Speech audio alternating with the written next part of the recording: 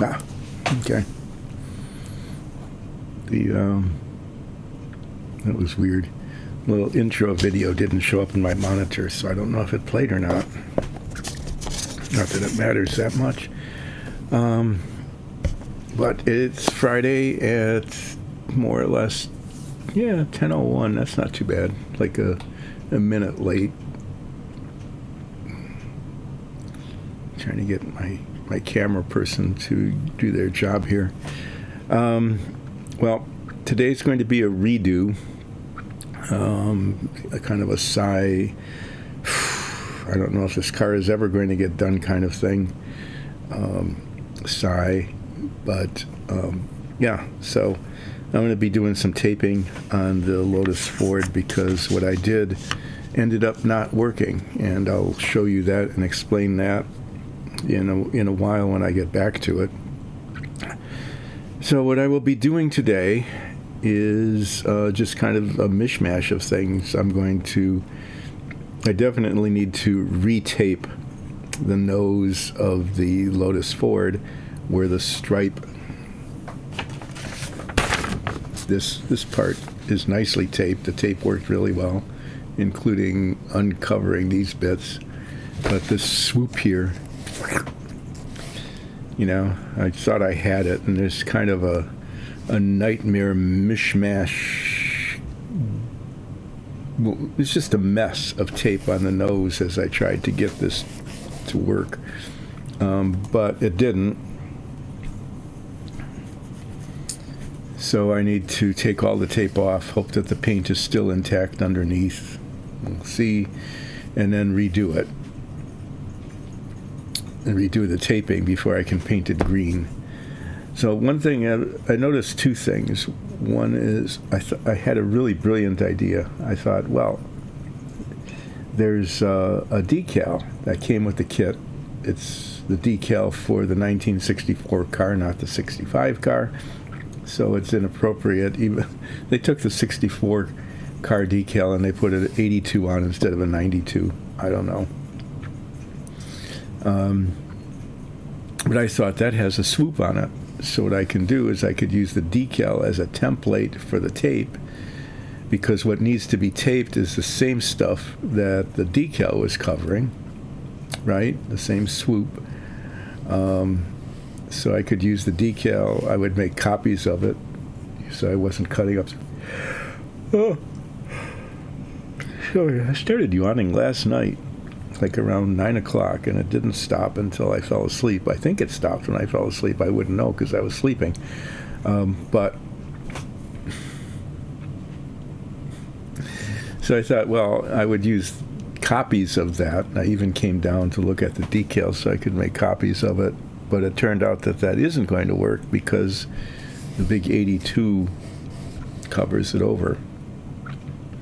Now that's actually a good thing to some extent because I've got a big 82 decal, because I have a decal set that came with this kit that was historically accurate. Okay, it's got the little Lotus moniker. It's got these SO, I think that's what these are, decals here. You can't see them, but all the sponsors on the side are correct. So that was a special aftermarket thing because the aftermarket realized that the model kit came with an inaccurate decal set, so they sold it as an aftermarket thing that came with the kit. But the good thing is that this 82 will cover the junction. Okay, so if I had a straight line here and a straight line here, and then I made these swoops, this junction, if it's not perfect, like if there was like a little notch or something on it, where the swoop tape came adjacent to the straight tape, okay, which it will because there's a piece of blue tape that goes along the nose here where that junction happened. If there was a little discontinuity there, it's going to get covered up. So what I really need to pay attention to is this here, is the wrap around the nose and up. Okay. So I'm going to try to do that today. This is probably just going to go on the whole time. I'm just, since, like I said last night, I've just been yawning. You must have a carbon dioxide imbalance or something. Well, anyway, that's what I need to do is, because as you know, this whole thing is painted yellow, tape over the stripe, painted green, take off the tape. Hopefully the stripe is beautiful. That part was relatively easy, you know. Keeping this clear wasn't that easy, but this part isn't easy, and so that's what I'll be working on partially today. Probably like the second thing I work on, because there's one thing I want to do first. But first, I'm going to go back to me, the Ulseth Ralph Maxey figure. The boots are painted this silvery color, and then they are washed with a green wash. And I got some green wash because I made too much of it. And I'm going to wash the armor that's now painted silver up here. But not here, that's part of the cloak. Okay, that's the cloak, and there's a little cloak pin there. So I'll be painting, green wash on this. I'm going to probably do that like first so that I can get that done. And the wash, which is actually a thinned down, this green, the green that's inside of the cloak here, I thinned it down, and there's a thinned down bit of it in this container. So I want to get that, I want to use that and get it done so I can hopefully rinse out that container, I hope I can clean it up at least enough so I can use it, because it's a good way to store little parts. And then depending on how the taping goes, not like taping this stream, but hi-hoo, I will do a flip soon as I move these and open up a space. Then I'm going to put a base coat on the fabric parts.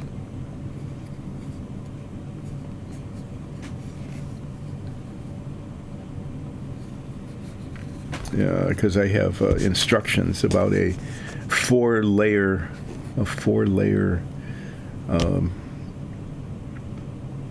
application of paint and dry brushing that is supposed to, according to Nicole, make it look wonderful.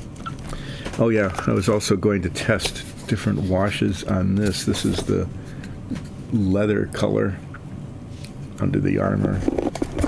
I have to test like 4 or 5 different washes on that to see which of them ends up looking best.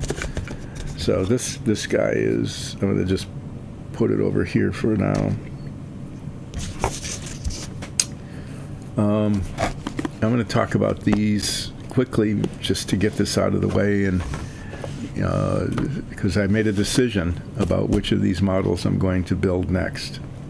I had 6 of them out, and I decided that I didn't want to do anything extremely challenging right now because the Apollo took a long time, and I still have to work on that. This car has taken way longer than I thought it would. And it's going to take longer still because I can't get the painting correct. So I was looking at a really complicated stick-built yacht, a beautiful yacht model that would be way too big and I couldn't store it anywhere. A Horton Flying Wing. The X-15 came in third. It might come up around again. So I decided on these 2 because this one's just kind of fun. It's the command bridge of the original series of the Star Trek series. Okay, and I think it actually comes with minifigs of 3 of the characters. Kirk, Sulu, and Spock. McCoy is missing. That's really kind of sad, but And then there was this, which is a model of a plane that was rumored to exist, but probably didn't. Maybe, I don't know. It was the Aurora project, which was a big deal back in, the 80s and 90s. It was supposedly a hypersonic plane flying around Area 51. And I actually had pretty much decided I was going to build this because it was very easy to build. There's like 6 parts. It just gets spray painted black, probably with a matte overcoat on top of it after the decals are applied. There's some smaller models that came with this. It's not just the Aurora, it's other little models as well of planes that also didn't exist. But then I thought, well, just like with the famous Ford, the Lotus-Ford that I'm eventually, hopefully, going to finish sometime yet in my lifetime. I'm going to check out how much these things are worth, because I think I paid like $15 a piece for these things. There weren't very many models that I spent very much money on, because, being cheap. So when I looked up the Lotus-Ford, I found out that it was worth $50. And when I opened it up, I immediately destroyed $50 worth of value. And the general consensus was I built it when I was young, the original kit. This is also an old kit, a vintage kit. So yeah, go ahead and do that because it'll be a nostalgia thing, right? So I thought, well, maybe I should check these out too. And I did. And I thought this would be kind of a rare thing. It's still in its original shrink wrap. It was reissued on its 25th anniversary, which was, in 90s or something. No, it was, when was it originally playing in like 1965? Yeah, around 1990. And it's in its original shrink wrap, which is always a sign of collectible value. Well, it turns out that on eBay, there's like 30 of these things, okay, ranging all the way from $20 to $40, but the ones that have sold have been mainly $15 to $20 plus shipping. So this is not a rare kit. But then I found one of these still on eBay, because that's where I bought this. I was shocked. I mean, absolutely shocked. The ad said, isn't it amazing? Isn't it beautiful box art? It's almost embarrassing in its horribleness.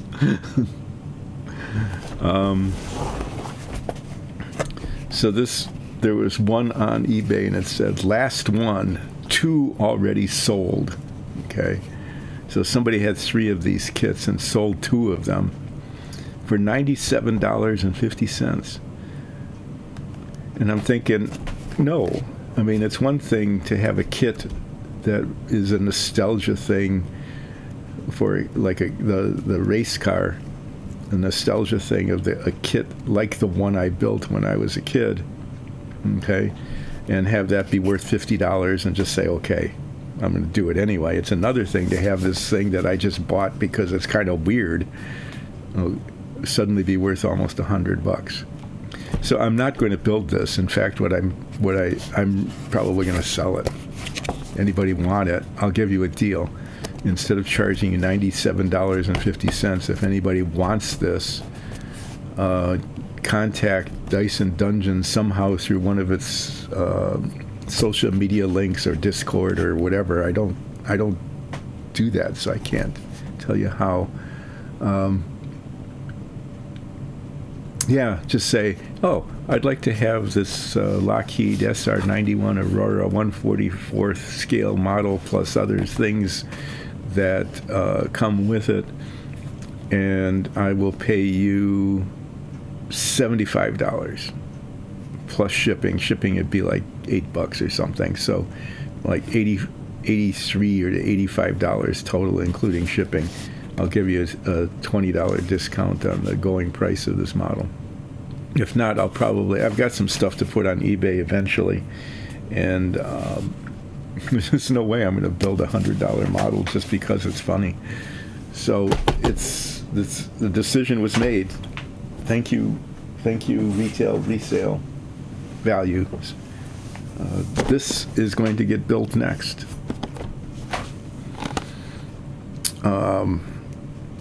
There was a picture of this. Most of the ones for sale are still in their shrink wrap. Terrific. Apparently everybody thought when they bought this it would be a huge collector's item because it's a 25th anniversary. It comes with this little card. This little underneath here, there's a little plastic card celebrating the 25th anniversary. There was one that was open. So I could see what the model was like. All the parts are white. Okay, so they'll need to be painted probably in these garish red and blue colors. And all of this stuff on the panels, those are stickers. So after painting all of this stuff and getting it mostly assembled, then I'll be putting stickers on if they still stick. If they stick, then I'll stick them on. If they don't stick, then I'll have to use like rubber cement or something. I might have fun painting the minifigs. Those are probably barely recognizable. The cover art is barely recognizable, so I'm guessing that. Also in here is an opportunity to join the official Star Trek fan club. And if I remember correctly, it was like $7 or something to join the fan club. Why? It's a fan club. Why would they charge you money? So, yeah, this is next. Next might be quite a while from now, though, because before I get around to doing that next, I need to finish the Lotus-Ford, and I need to finish the Apollo command module. But the Lotus-Ford is, until I get that thing painted, until I get this done, this part of the car, I can't really do anything with it. So that's why I'm working on this to fill the time, because taping this will take a long time. The first taping job I did took almost an hour, and it didn't work. So I have to undo that and do another one.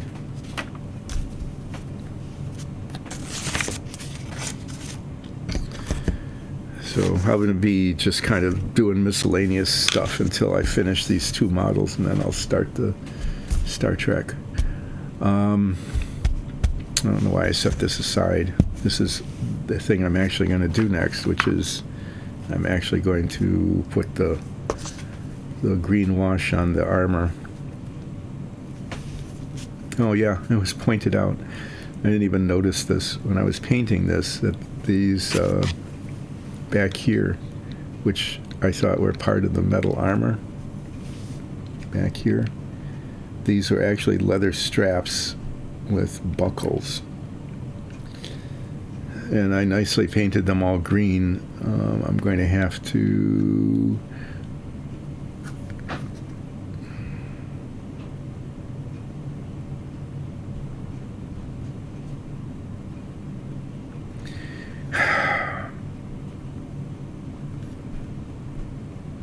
if that's what they are, then I screwed this up.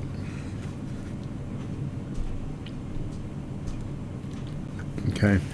If these are straps with buckles, thanks for pointing this out, Nicole. If that's the case, then the parts in between, okay, here and here and here, the parts in between the straps should be the leather. Should be this leather color. I'm going to have to redo that now, because this is like a metal thing that goes on the front, but it's just strapped on.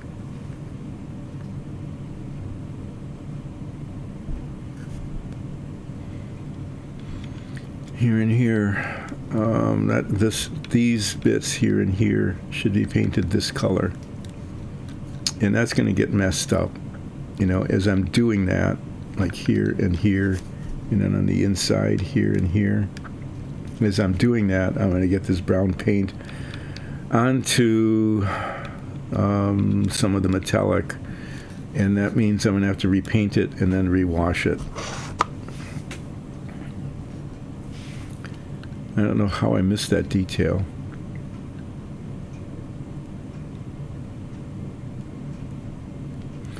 So this brown is like a leather undergarment. Okay, I got it right here with the straps on the...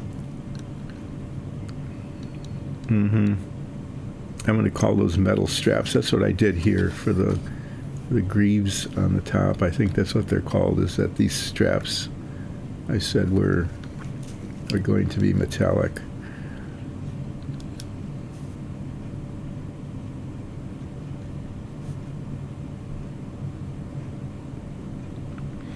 Is I don't know otherwise if those were just leather straps attached to the metal and then connected with these buckles, whether I would make them a different color than the undergarment thing.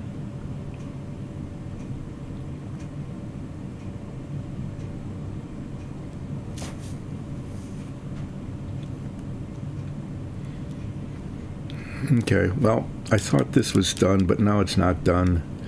So I have to get redone. I don't know.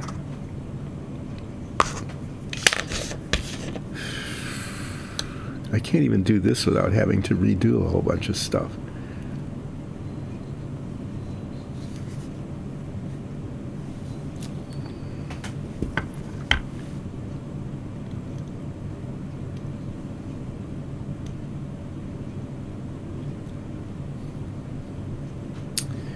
So these straps here holding on these bits of armor are these back here are buckled.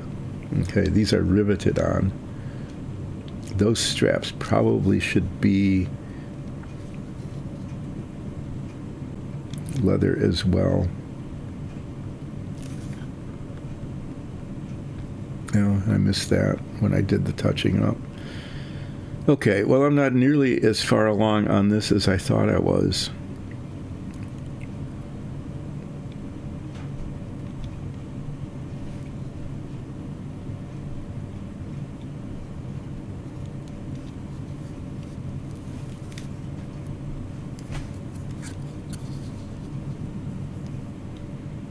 So here and here definitely should be this leather color. Down here, the boots come up. They come up to that, so that's not an issue. And then I have to decide whether these straps should be another color altogether. Okay. Well,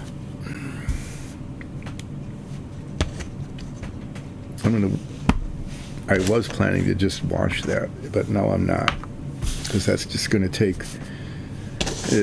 That's going to take a good deal more detail painting than I was expecting to do today.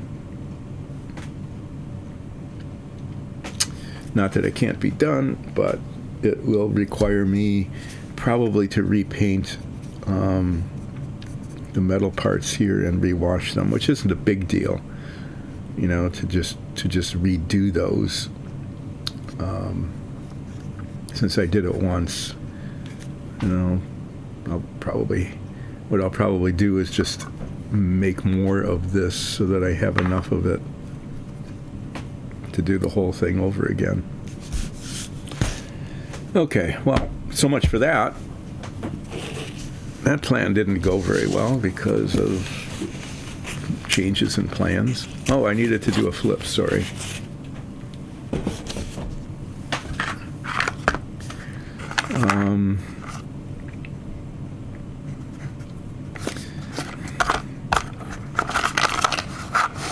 I always kind of like this living and not living, or paint and not paint.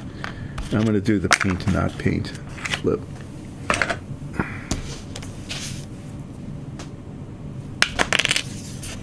not paint, paint, not paint, paint, paint, paint, 4-2.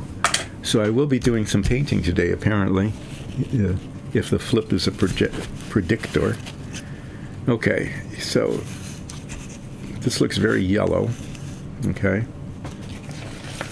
It doesn't look like this, which is going to be mostly green, except for the part that has the blue tape on it, because the blue tape will cover up the yellow, and when the green is painted on, the blue tape will keep the yellow yellow. So this is the problem here. I will describe it in detail, because describing the problem is a lot easier than fixing it.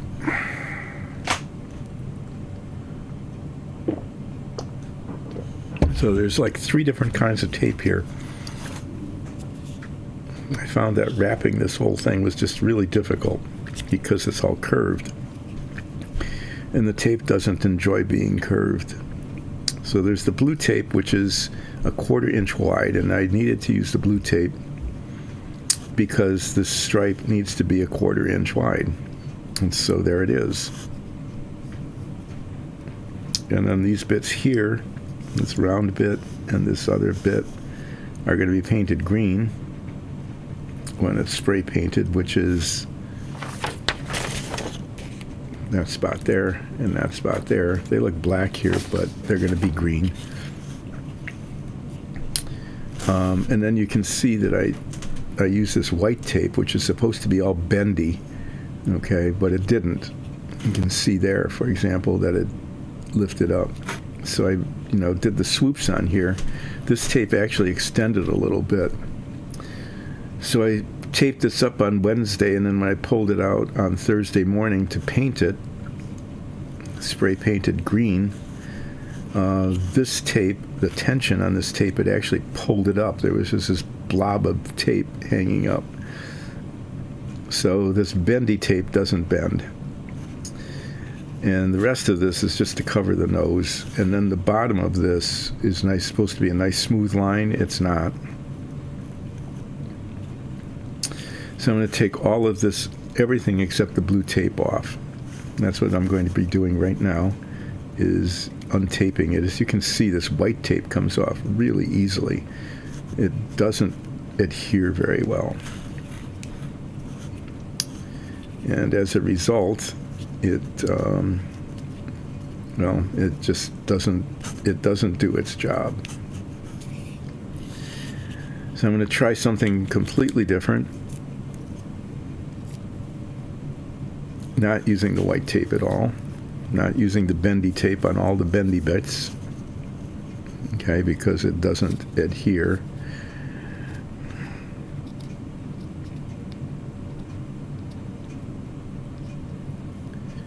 At least it's not pulling the paint off. Now I've got tape sticking to my hands.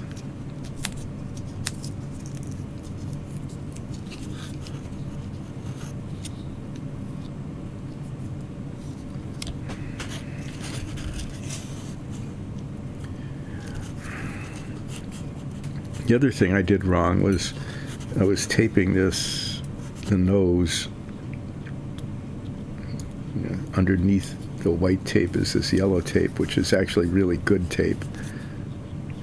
It's excellent masking tape. It seals really well.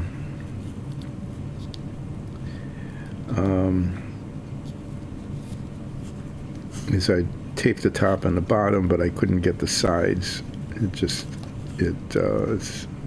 not working. So as I was thinking about this,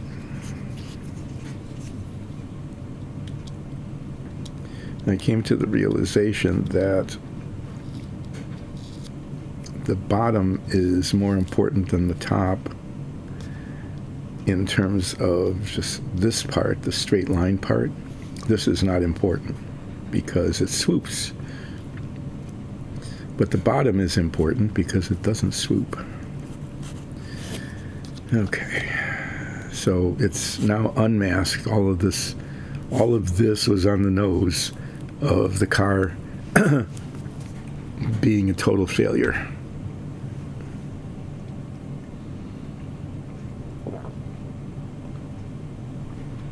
So I'm going to try a different technique. I don't know if this is going to work or not. I really don't. So I'll be finding out.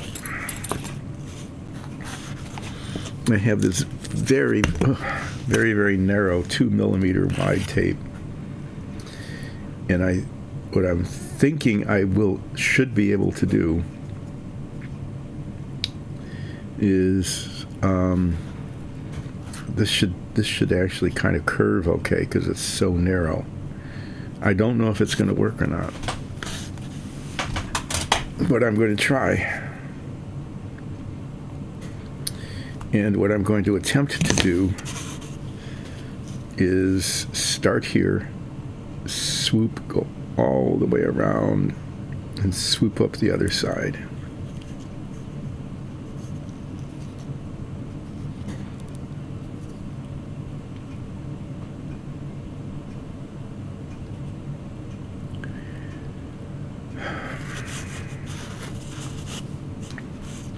Mm-hmm.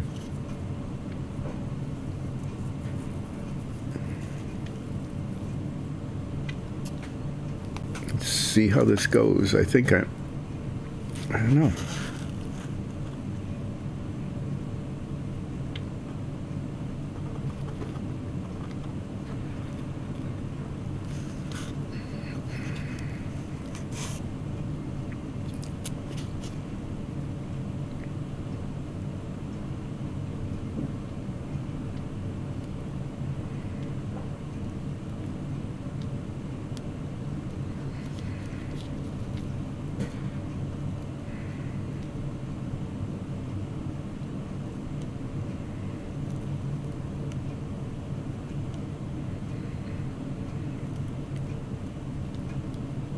See, even this,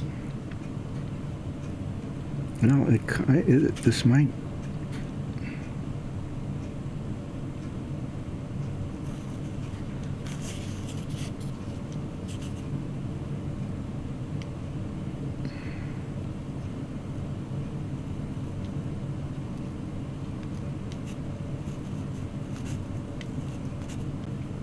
See, it's soft enough and sticky enough that I can kind of press it down.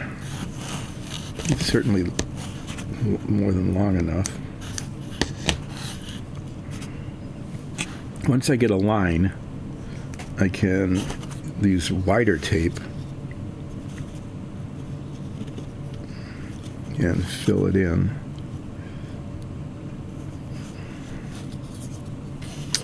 Now the idea here is to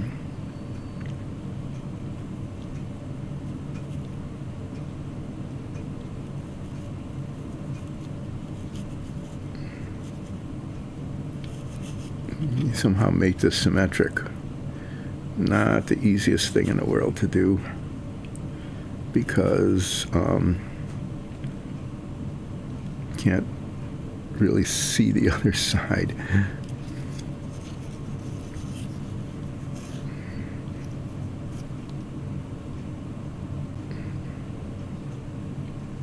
Whoa, okay.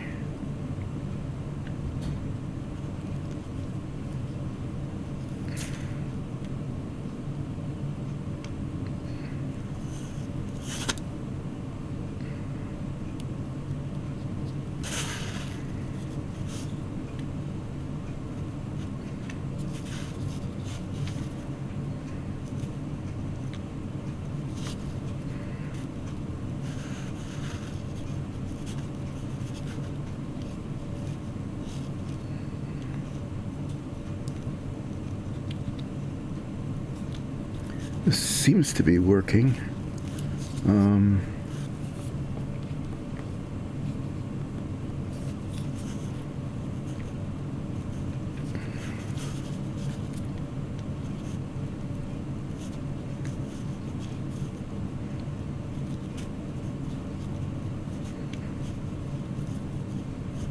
It's certainly better than the other.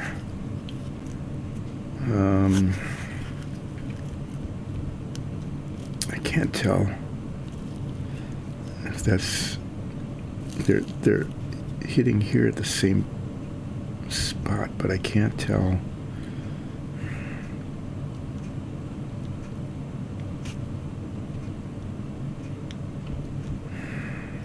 This side's further up.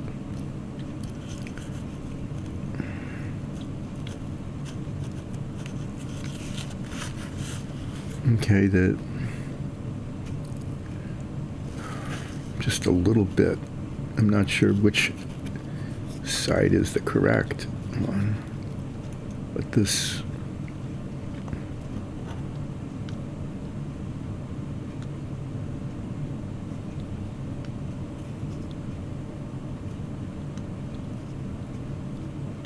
I'm gonna have to do some measuring.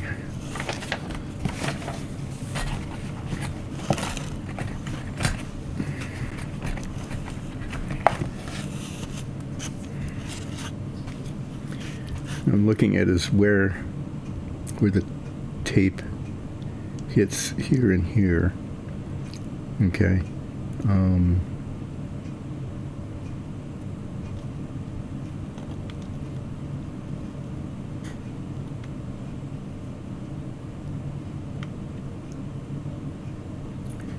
That's 3/4. That's a half. A half plus 32nd.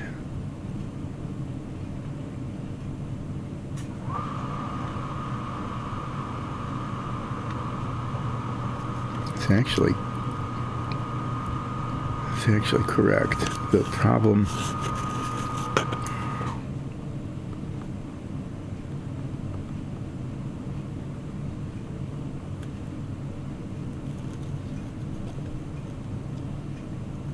yeah, that's the, like here. That's it. This swoops, this came up further and then angled. That's why it looks different.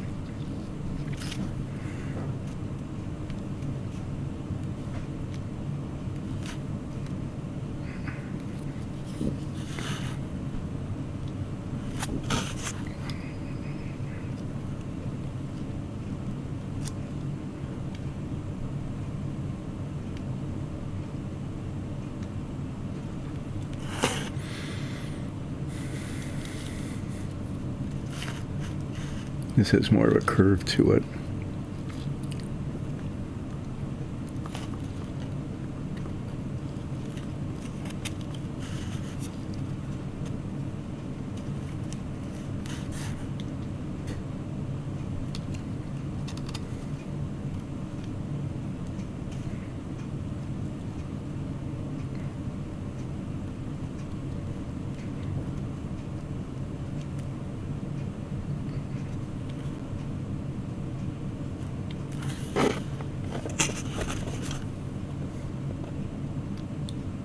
You have to remember I'm looking at the top of the tape. That's where the yellow is, not the bottom of the tape.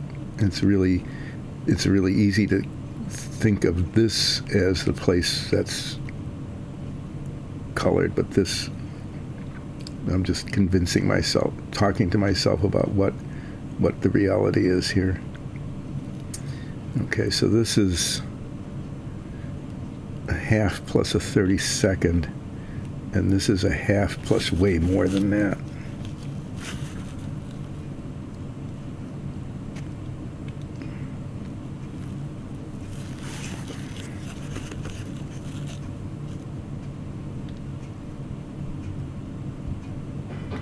Okay, that's better.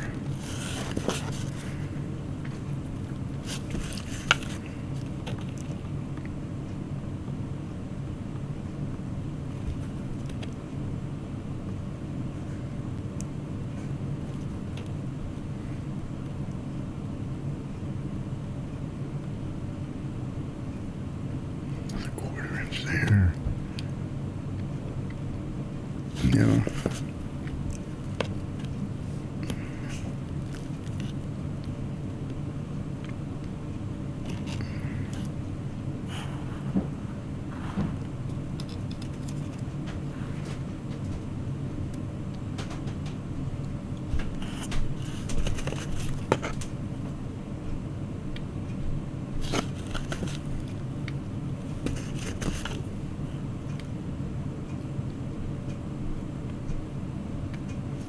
And the way I keep measuring that side, it doesn't change.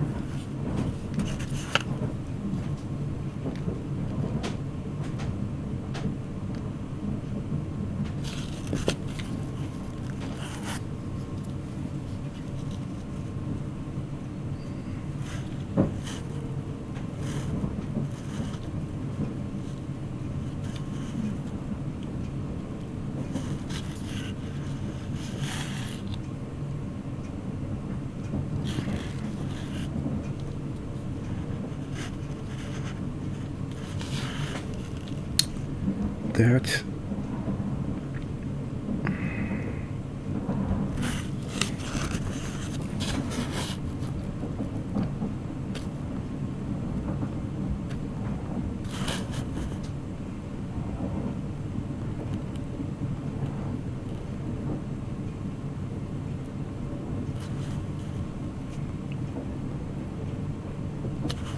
it's really pretty close.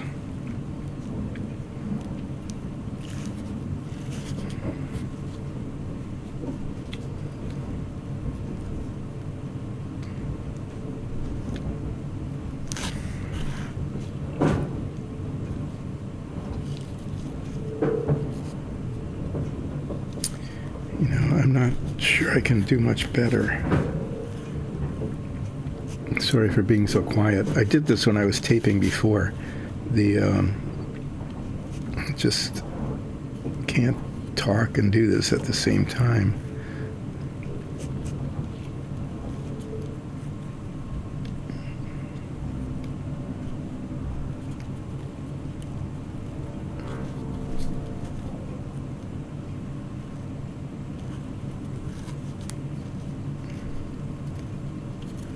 Okay, now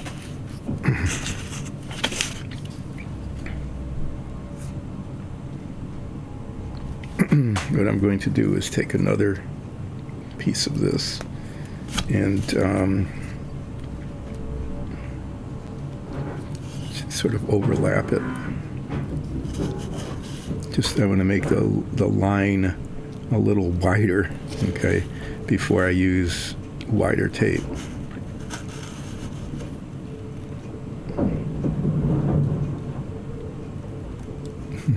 Tape is almost the same color as the paint.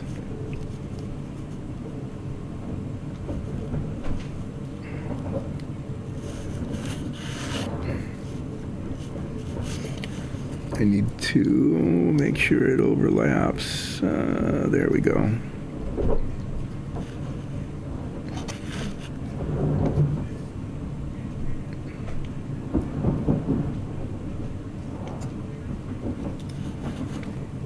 I should put my head magnifiers on for this. Actually, I really should.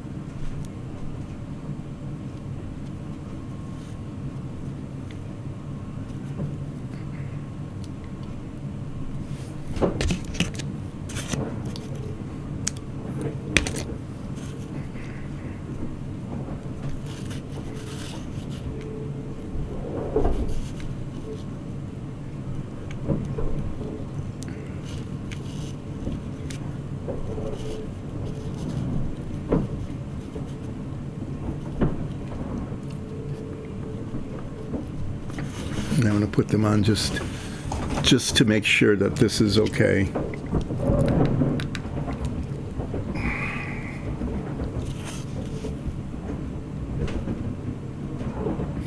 Good thing I checked. It's not.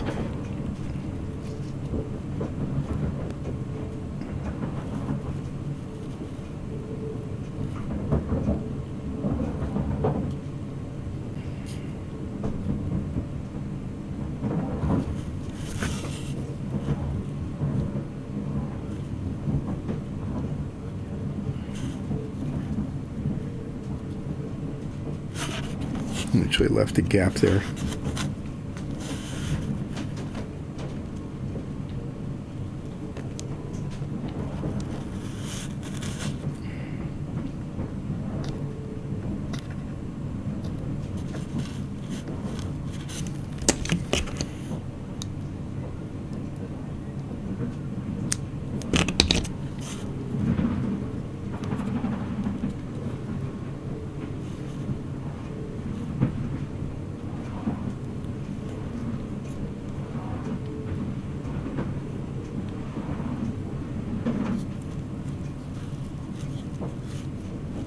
Okay, the rest of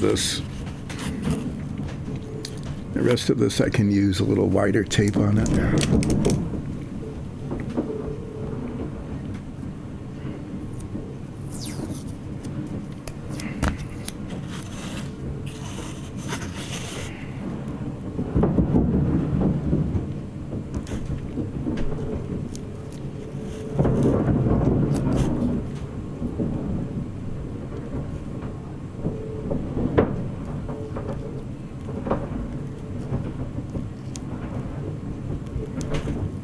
And it's okay if it's all kind of wrinkly here.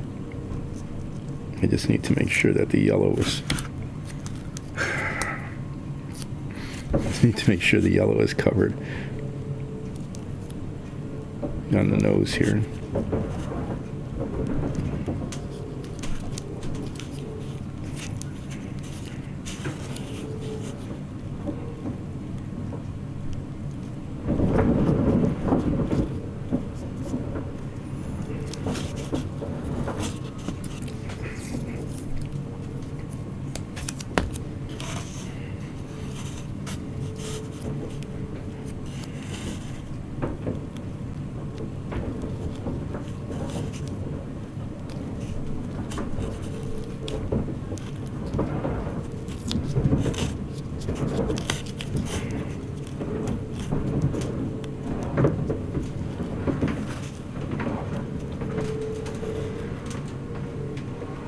I think this will work.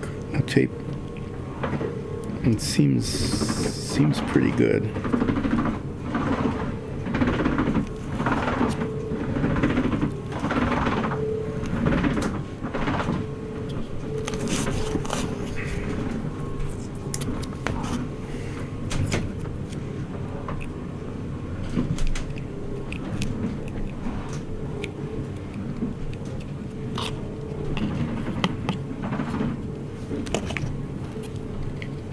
I'm looking at this and I'm seeing that little bit of blue showing, but I'm thinking, well, that doesn't matter. That's tape, right?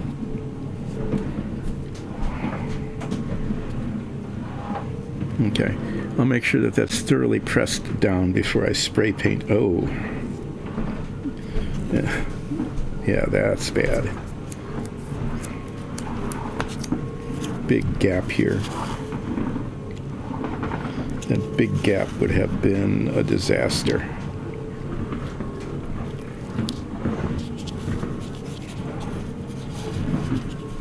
So I'll make sure that these edges are thoroughly pressed down before I spray paint it. But I think this is going to be okay. I hope so.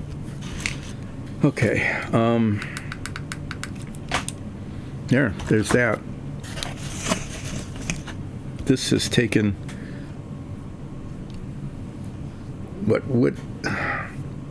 it's almost 3 weeks for 1 week's worth of work.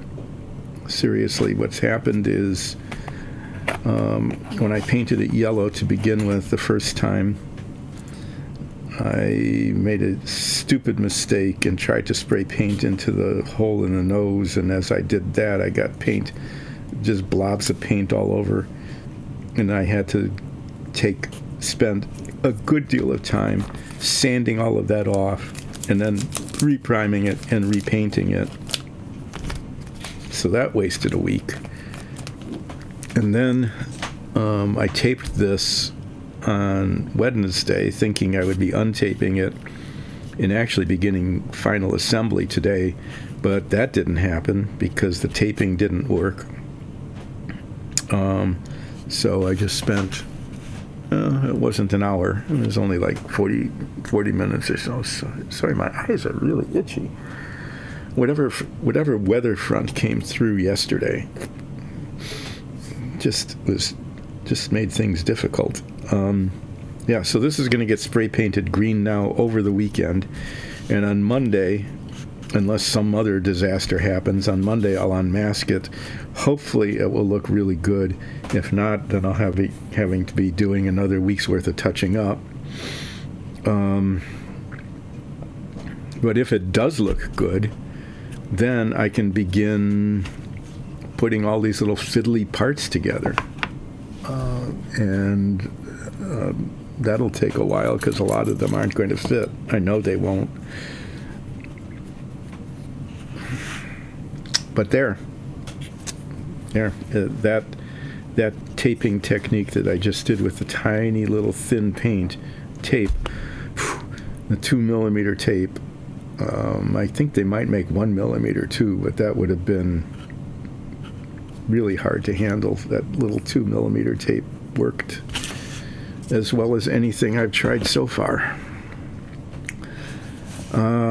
Yeah, so now I can work on this model, my maxi-fig here, and redo the boots because I didn't see that they were straps with buckles. So what I'm going to do first,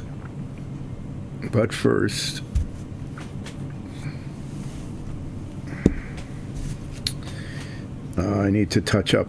There's spots here that I thought I had touched up, but I didn't succeed in touching up with this paint. Might as well not touch them up until I do the straps. So there's going to be an undergarment of this color leather, but the straps,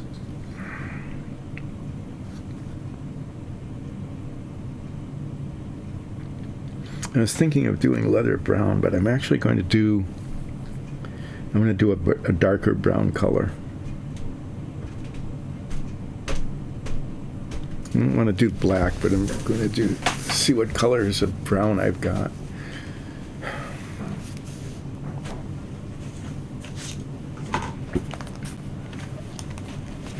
Get out my handy dandy homemade color chart here. The color chart consisting of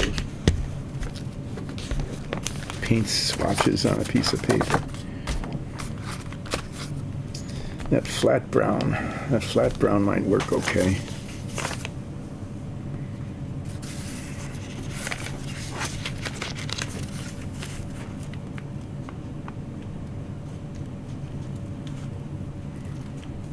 Or maybe the red brown.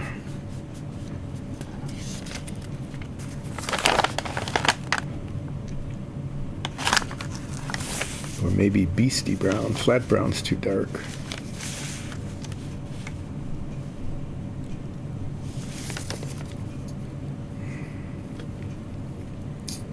This is the color I used, cork brown here. This is the color I used for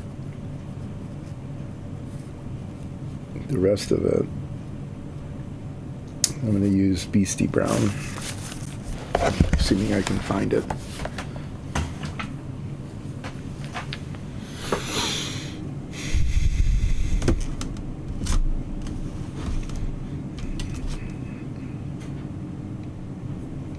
Leather brown. That's beastie brown. There. Okay.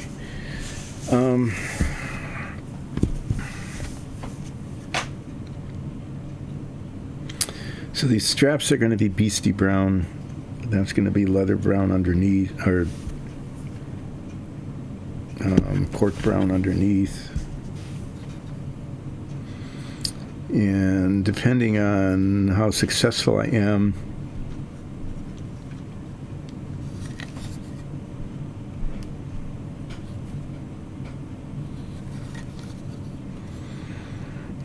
and not getting paint on parts that I don't want it.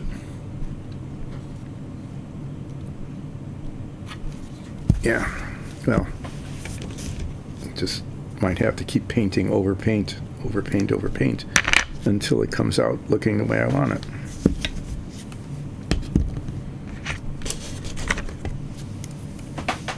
And then I'm going to test some washes on this.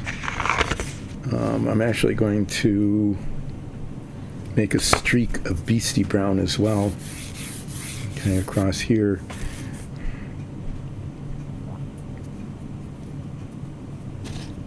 And test the same washes on that. So I'm going to paint the straps first with this Beastie Brown color, and then paint these parts here that I didn't paint before, which are part of this leather. So Beastie Brown first.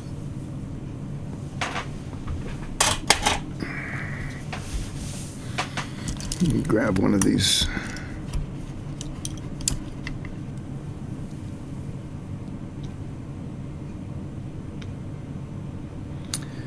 I'll keep using this. This is an okay brush. This is going to require a fair amount of mixing.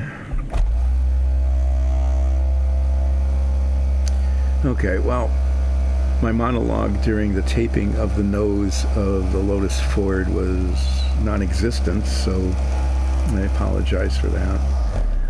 I'm going to paint that over the weekend, unmask it on Monday, see what I'm dealing with. If it worked well, if it looks good, then I can go ahead. I've got some detail to paint on the back of it. The back of the seat needs to be painted red and black. Okay, and that'll have to happen. It won't take too terribly long, and hopefully I won't mess it up. And then I can do things like I can put the oil and gas filler things in. These things, I can put those in.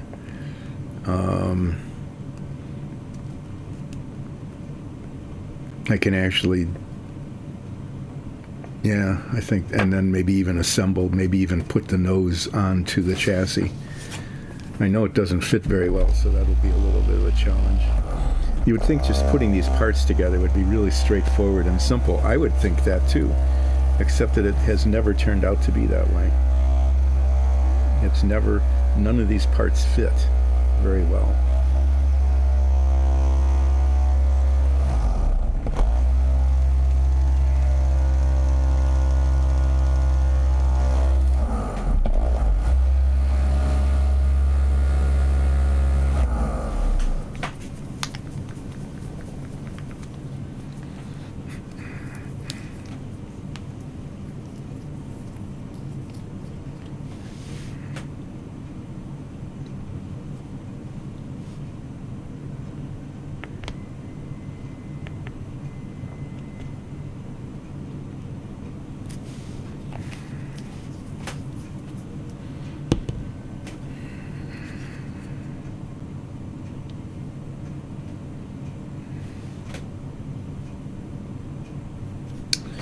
Okay, let me see if it's, how did I do that?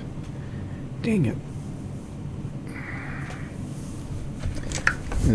As time goes on, these brushes keep losing bristles, because when I put them into the protective case,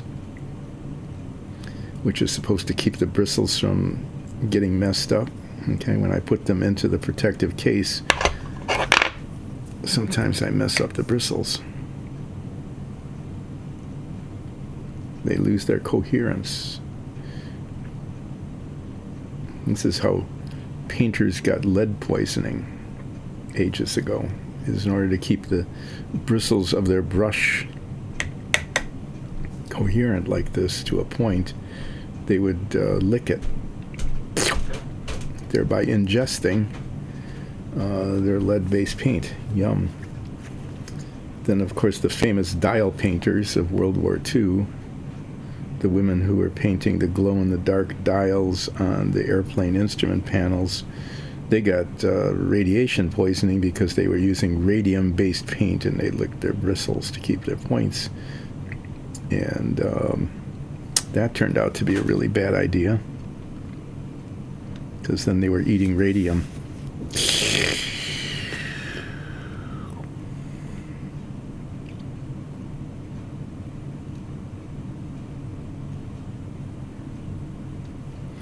Probably should be wearing my head magnifiers for this.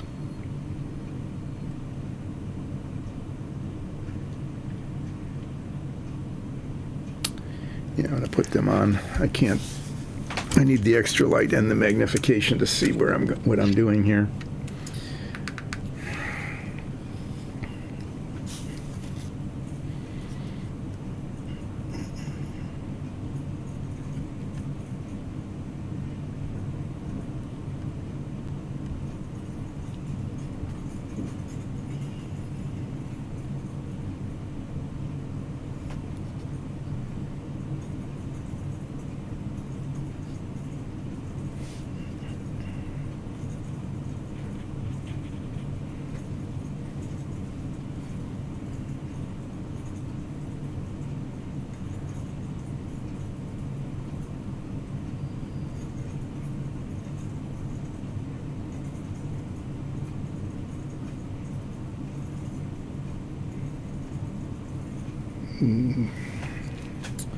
The bristles have split.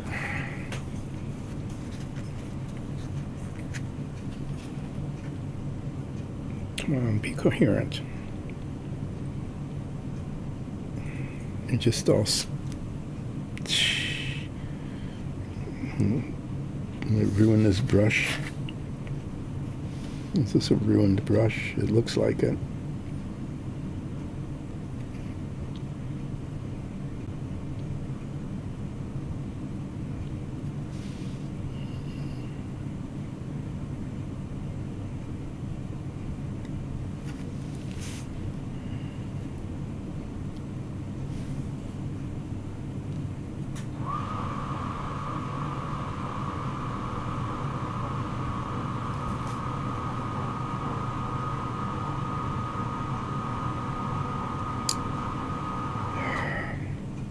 I don't know what to chat about while I'm doing this. You know, I have just really like completely run out of things to talk about.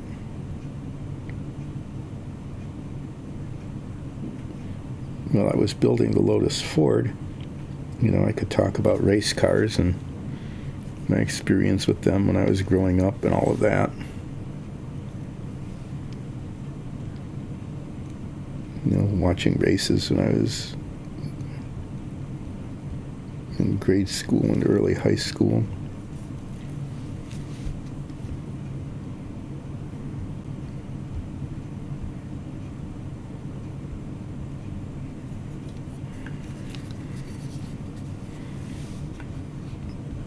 Okay, sometimes there are just places on a model that can't be painted because they just can't be. And behind there is one of those places. It just can't be painted.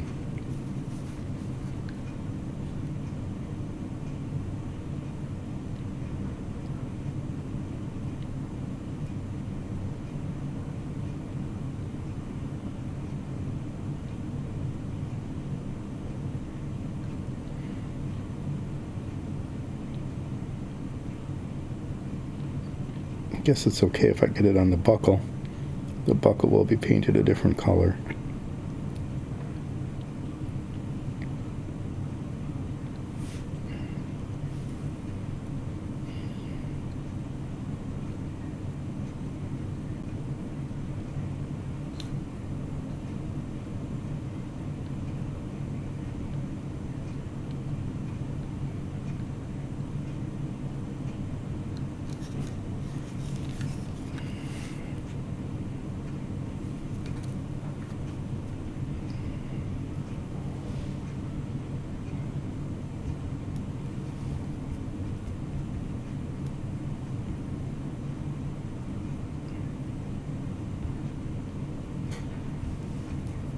Yeah, I'm getting it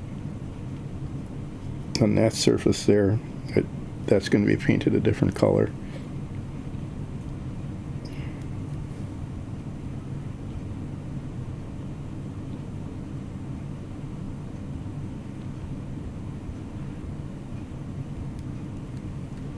Yeah, that was messy.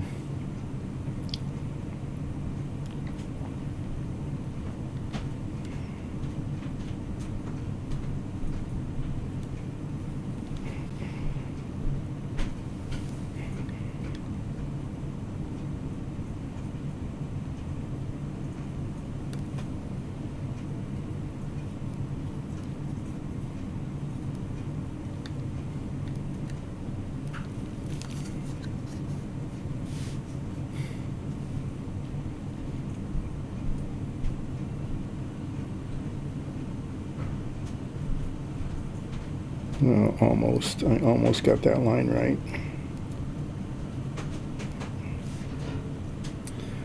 Just got a little impatient. Bump the brush.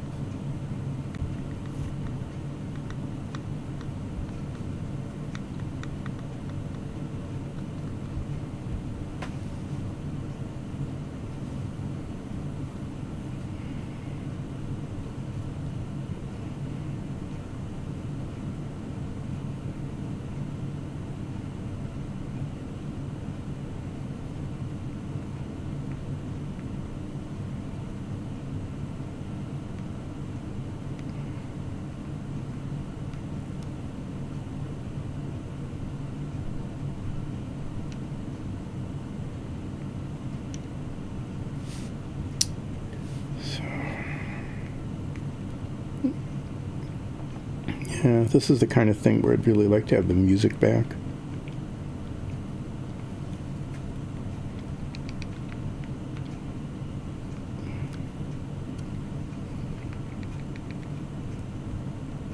Which I think we can do, but haven't.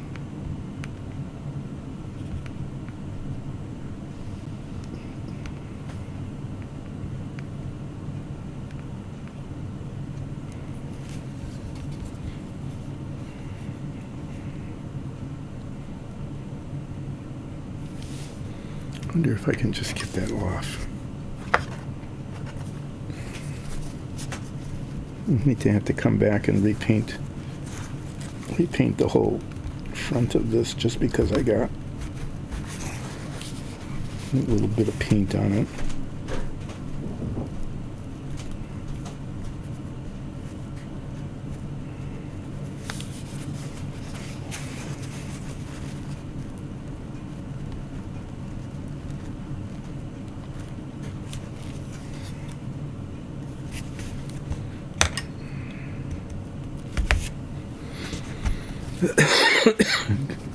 Yeah.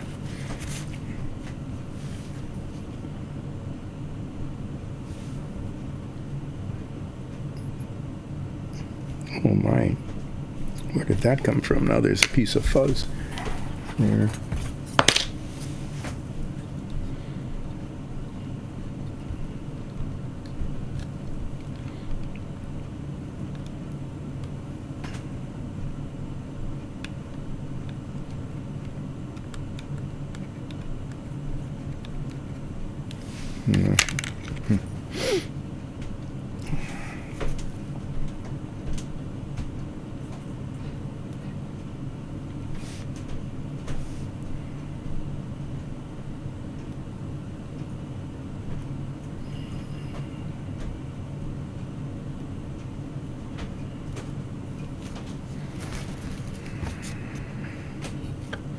Okay, so what I was doing is there's these straps that apparently attach parts of the armor to the model, and I wanted them to be a different color than the leather undergarment. So that's what I did, is I got it a darker brown, to distinguish them.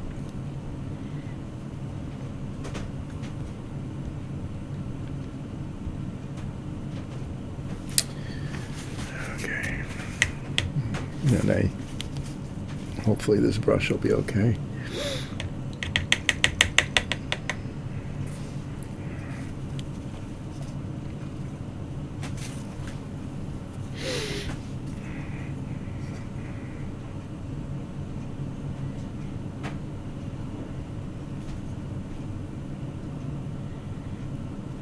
How did I didn't get any paint on here at all.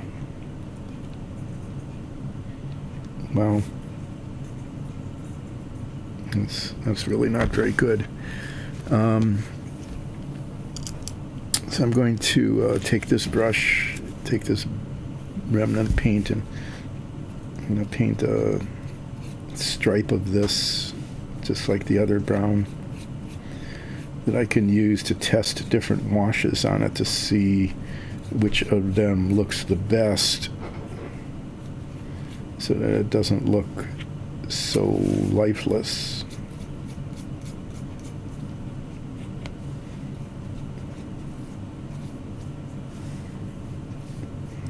There, that'll dry fairly quickly.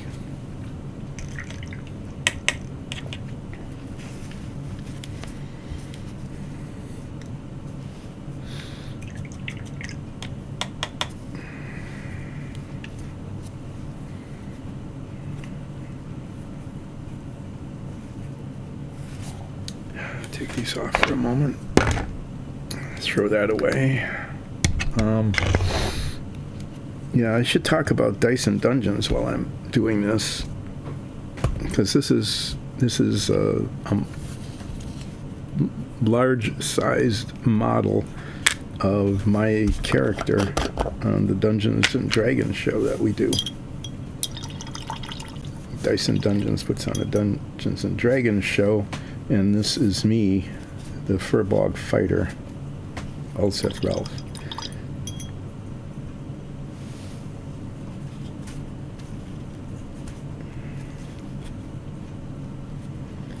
And yeah, I mean, it's looking kind of okay. I'm just seeing all sorts of weird flaws on it now that I was looking at it through the head magnifier. So the whole section of the boot didn't get base coated or washed.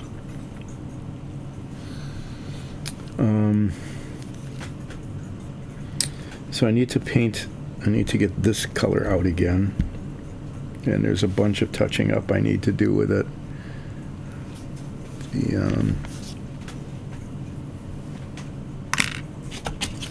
I may end up using an even tinier brush. I think I will, so that I can reach the spots. Just, my eyes are all itchy and gritty. What program is that running? I'm sorry, I just looked up there and there's some sort of program running. I don't even know what it is. I hope it's not something that shouldn't be.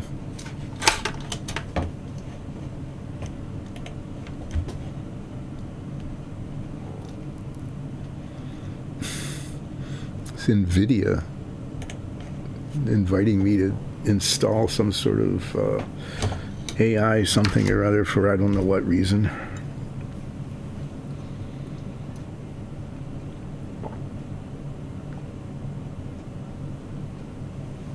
Hi, Enforcer. Oh, welcome. It's going okay, kind of. I'll fill you in on all the stuff that didn't happen that should have when you get back.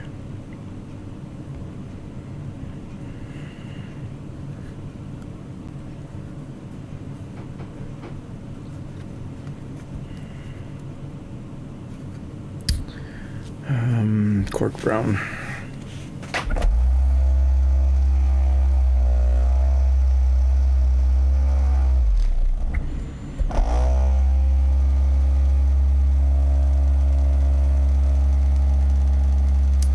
Well, that was quick. So it turned out that all the taping that I had done, on the nose of this to spray painted green, failed. It essentially curled up and fell off. So I spent about 45 minutes before you came on retaping that, and I think it'll be okay. I'll paint it over the weekend. 9K, what is that, to what is that referring?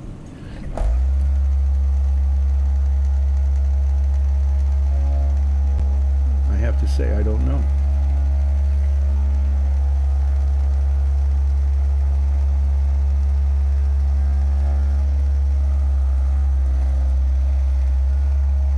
Some message in chat. Well, I don't know. I don't see it.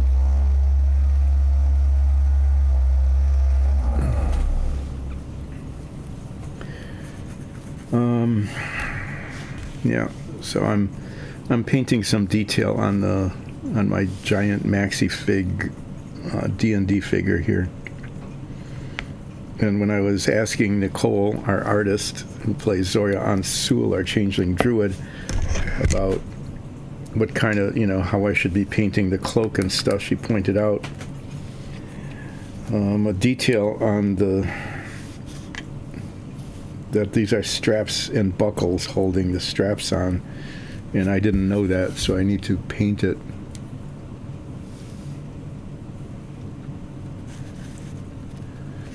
Maybe. I don't know. I've never heard of that before. But then I'm not really up on top of these things at all.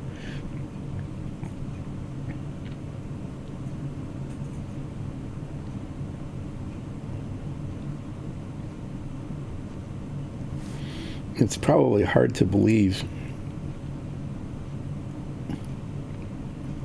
but when I was in graduate school, which was way back in the 1970s, believe it or not, the 1970s existed.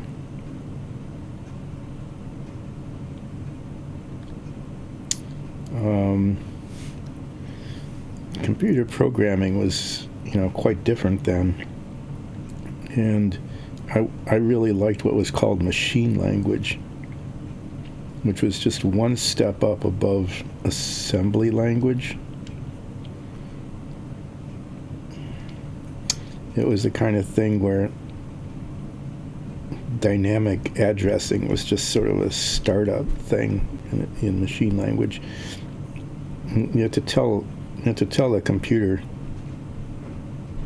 where to put everything. Okay. So if you had a number and you wanted to add it to another number, you had to store that number somewhere. And you had to tell the computer where to store it.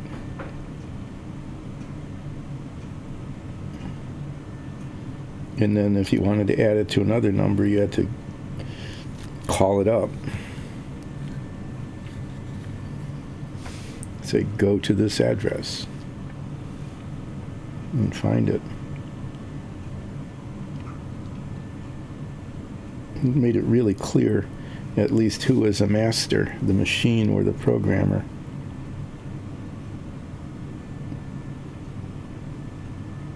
And I was actually really very good at it. There was practically no memory in those computers back then. And you didn't have megabytes of anything, much less gigabytes. And so all the programming had to be exceptionally efficient. You just didn't have any place to store anything. So I got to be really quite good at that.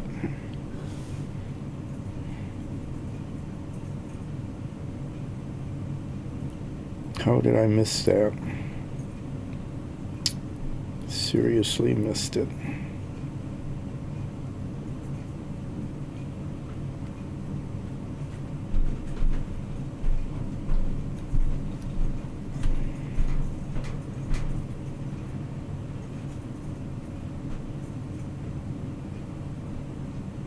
But now I don't know anything. No. Windows came out and this just isn't any fun anymore.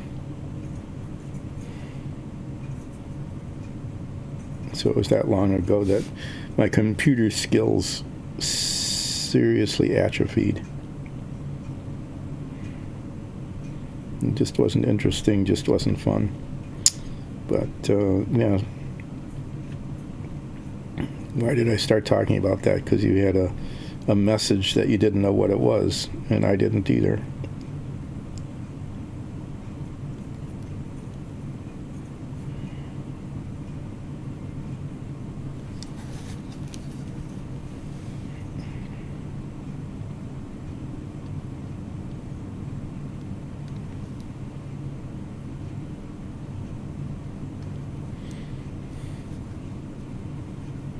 And this is pretty good. There's all sorts of spots that looked really fine until I put the magnifiers on, and then they look terrible.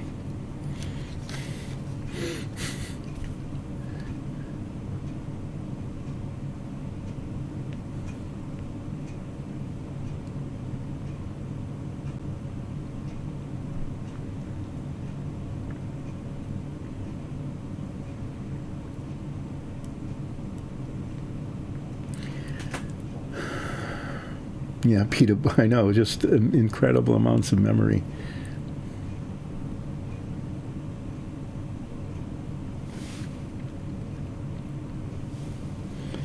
So, yeah, and everything just became sloppy, I think, because there's so much memory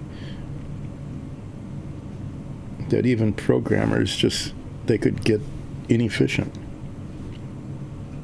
Just sloppy code, bits that you don't use anymore, stuff that takes up way more memory than it needs to.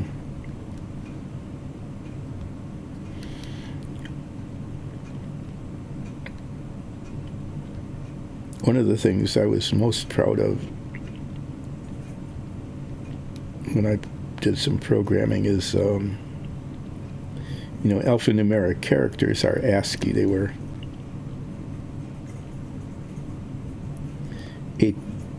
8 bits, basically, per character.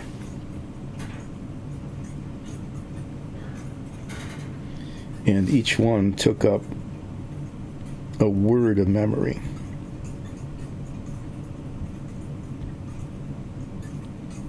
Okay, so like if you had a 5-letter word in English, for example, if you had a 5-letter word, that would take up 5 words of memory. And so storing alphanumeric characters was actually very inefficient. Okay, it took up a lot of the non-existent memory. But I thought, well, this has to be easier. I mean, there has to be, not easier, more efficient. There has to be a way to, how did I get that there? To store more stuff, more of these characters in a smaller space. There has to be some way to do that. And so I spent some time and I was playing around with ASCII characters, right? And I realized that there were some of the bits, at least on the alphanumeric characters we use, some of the bits were the same on every character. Okay? And if you had an output device that, like a printer that printed them out, you needed to have those there so that the printer knew what it was.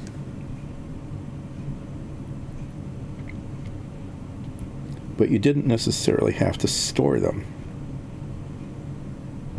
because they were the same. So I wrote a tiny little program, this like 6 steps. It was really efficient, really a tiny little program that took the redundant bits out when it was storing a character. It said, you don't need to store this. So it took it out, took the bit right off of the character, and stored what was left.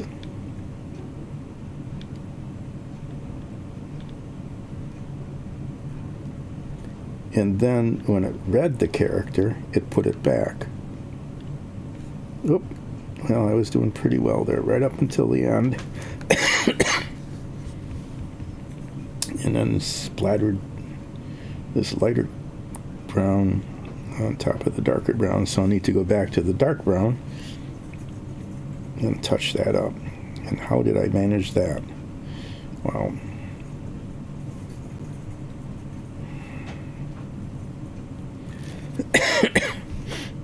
so I was able, this is why I was proud of it, I was able to store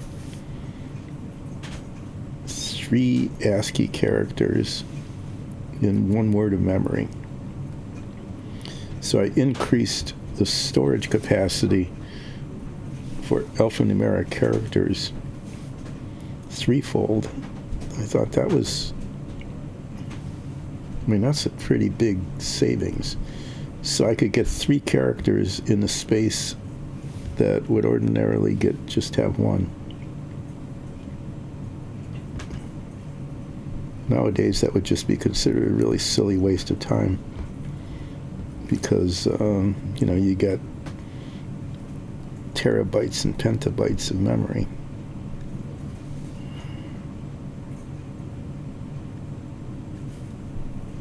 Yeah, I need to do some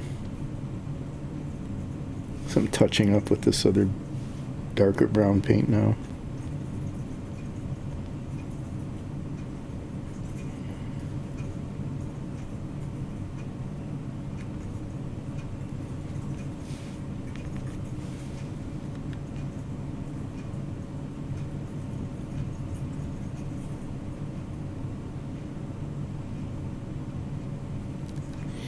Okay. Well, those straps, yeah, that's not a bad color for those. I think that's okay.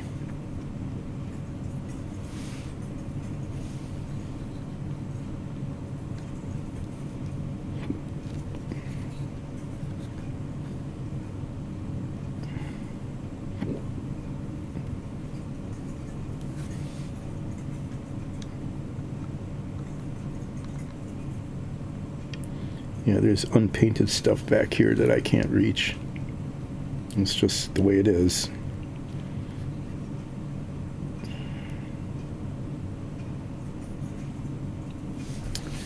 Okay.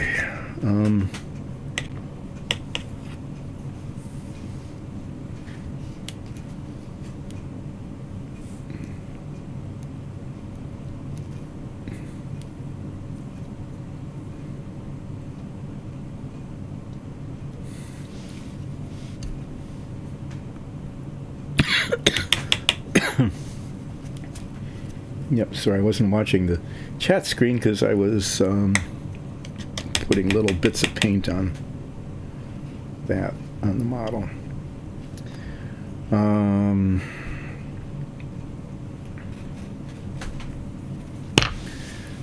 I need to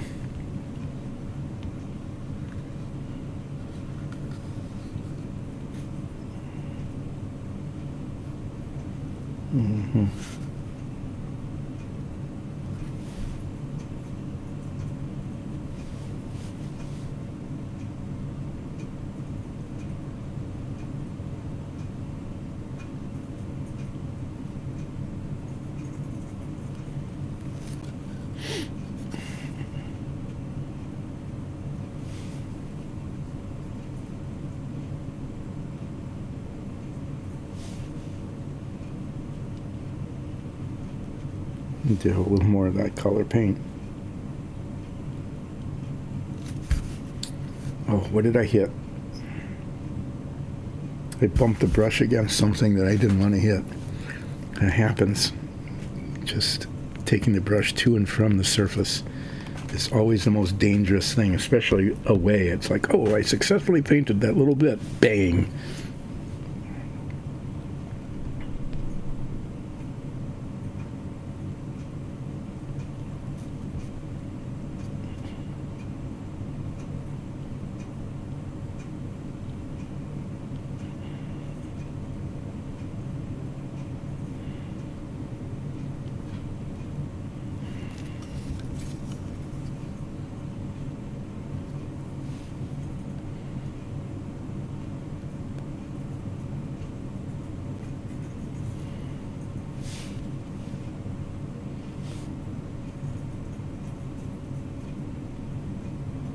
Probably shouldn't bother touching up with this color quite yet,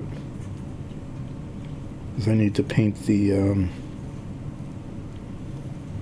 buckles.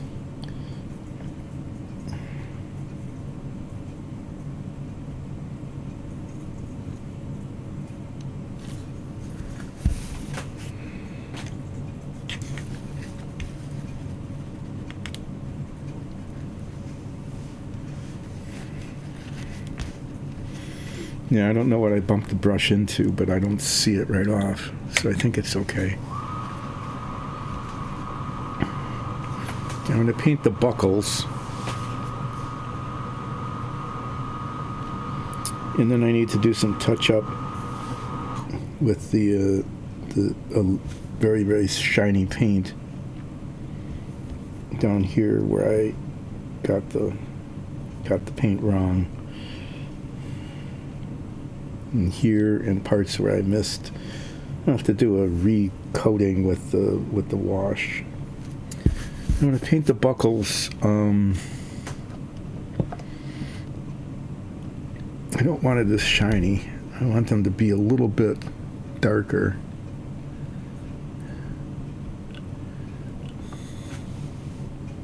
I don't know if I want the dark aluminium or just the, yeah, I'm going to use the dark.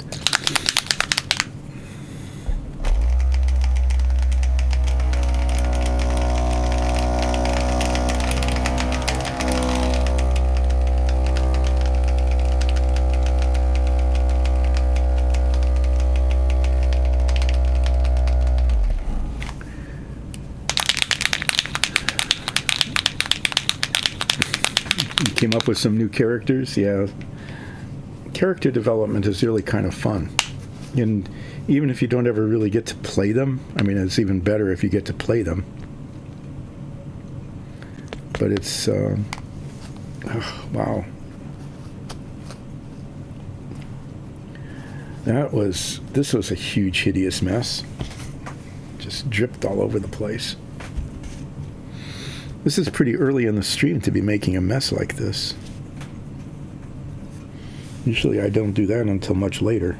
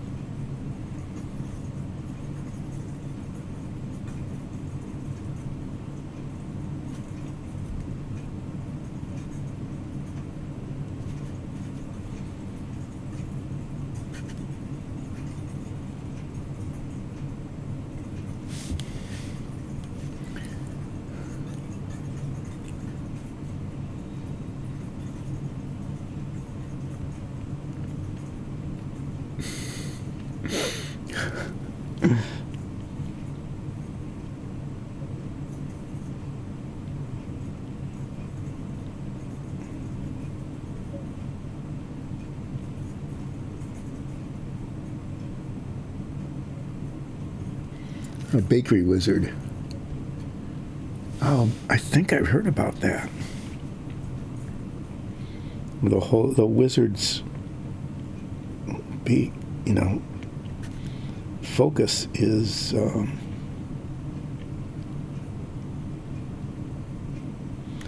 what was it? Sugar? Is it the Sugarmancer? Is that what it is?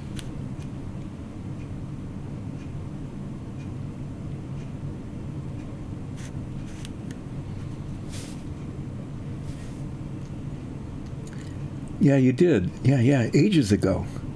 That was a long time ago, the Sugarmancer.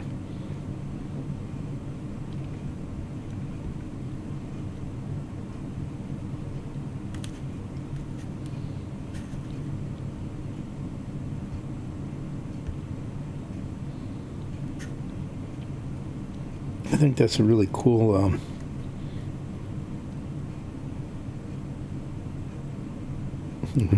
kind of an innovation.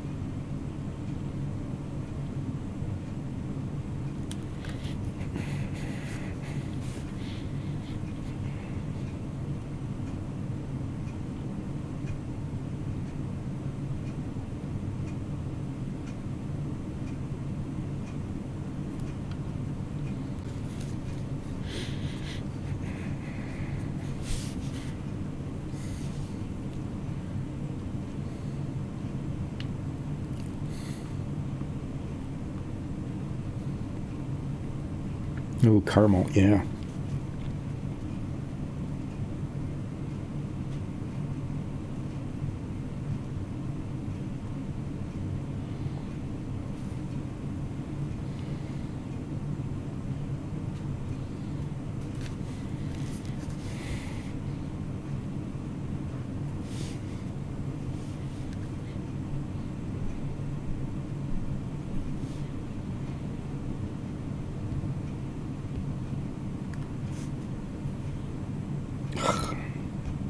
Okay, that paint is very, very, very thin.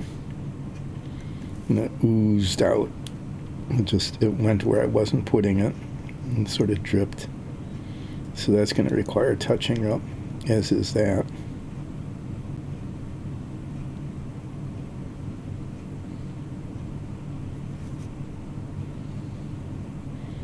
Now the back and forth of painting minifigs, even if they're big, even if they're giant minifigs,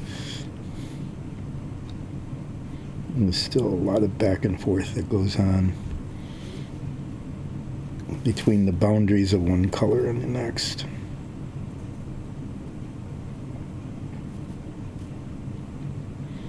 Because of, imperfect skill. Lack of skill.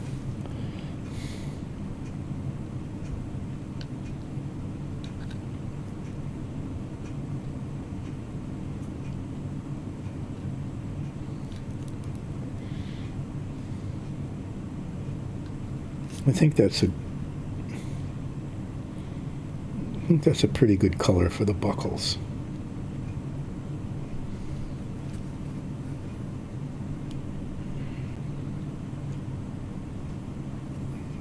Way more of that paint out than I need,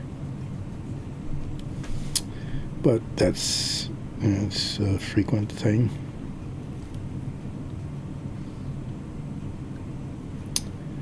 Okay. Try to clean this off.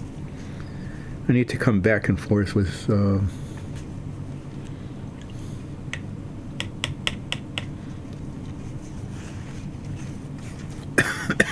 devil's. Yeah, that's good. I like devil's food cake. I'm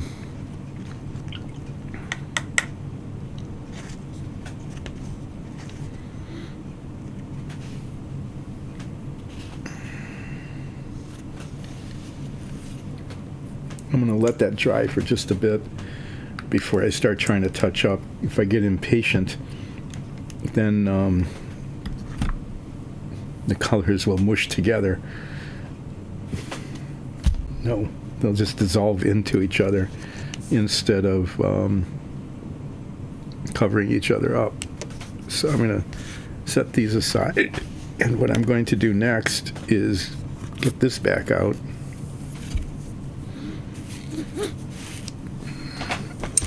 And I've got different kinds of washes I want to put on these to see which one will look best to make it look kind of leathery. So I've got dark brown. I've got smoky ink. I've got more smoky ink. There's another brownish one here somewhere.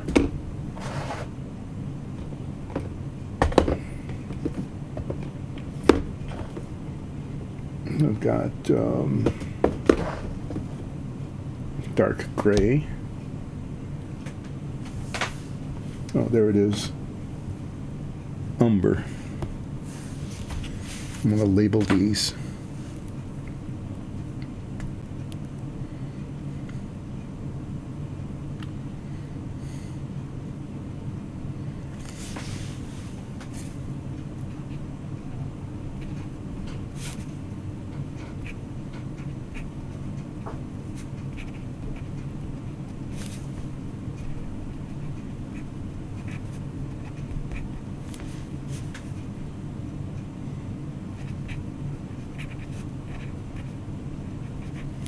I actually also have a speed paint that I can try. I think the Sugarmancer thing is really kind of fun. It might be kind of fun to play with that, right?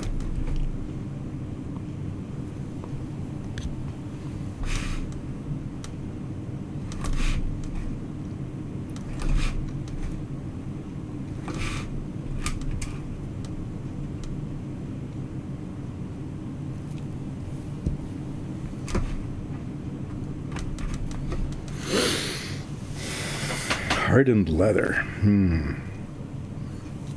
I have to look these. I have to see what these colors are. I think I made patches of the speed paints. I don't know if I did. No, I didn't.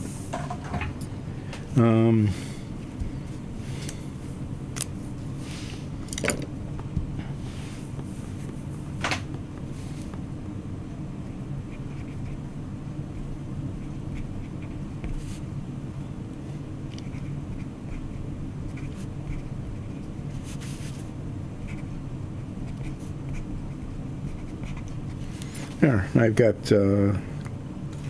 7 different things.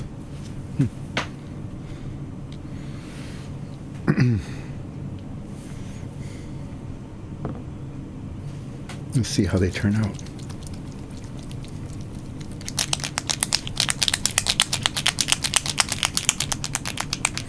Yeah, I know, you wouldn't want to just, I mean, a one-shot would be a fine way to introduce the character. I mean, sometimes you can do that, is you just, especially if there are other players and they're unsure about whether this is going to work or not, is you can talk them into doing a one-shot with the character, and then everybody will love it. They'll say, that was really cool, that was terrific.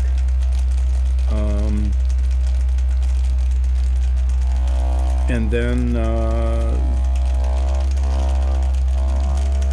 you can build that character into the campaign. I mean, that's something that might work.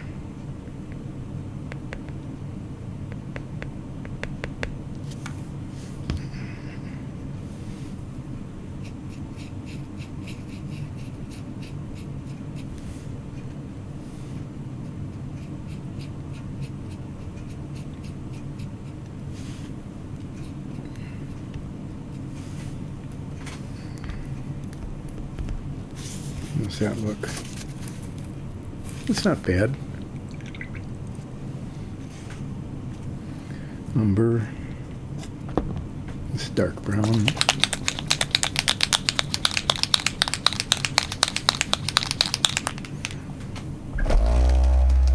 Yeah, they all have to be sweet because that's the Sugarmancer.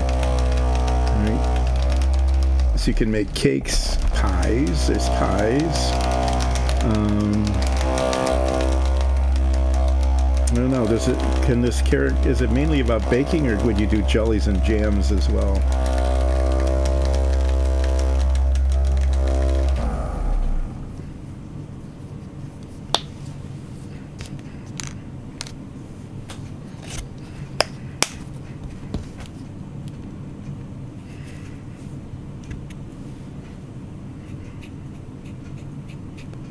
Well, this is better.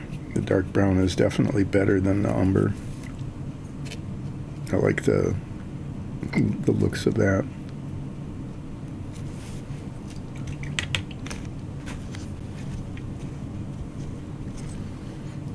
The smoky ink is nice. It's a little reddish.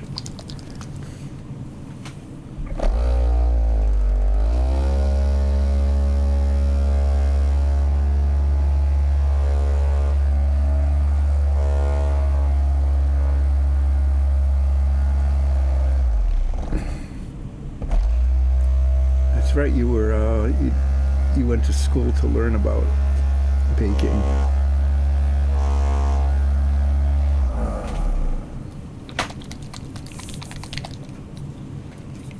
I'm getting stuff all over my fingers. How am I managing that? I do not know.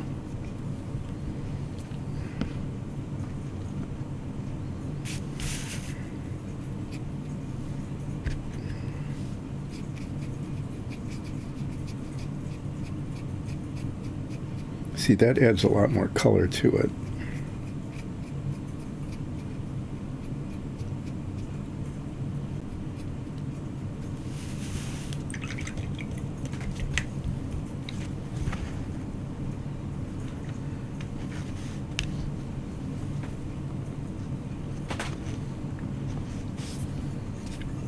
I don't know how this will work.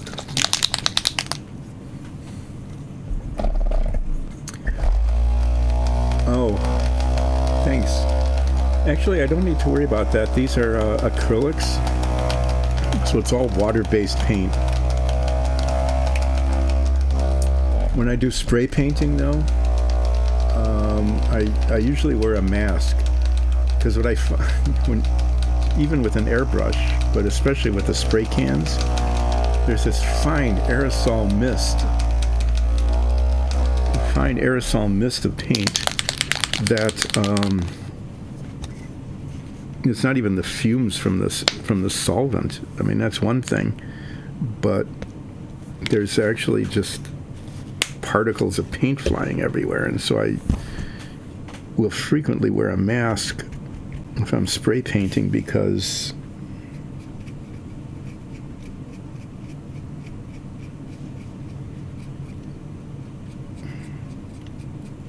so the dark gray looks pretty good on the darker color. It doesn't look good on the lighter one.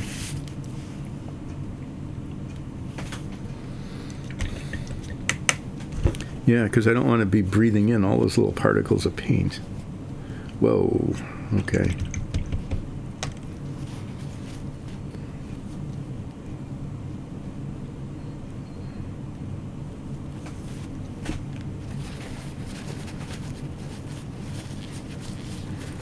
So that's one of the nice things about these paints, is that they're all water-based, so they pretty much clean up in water. You can wash them off. You know, all of that's pretty nice. But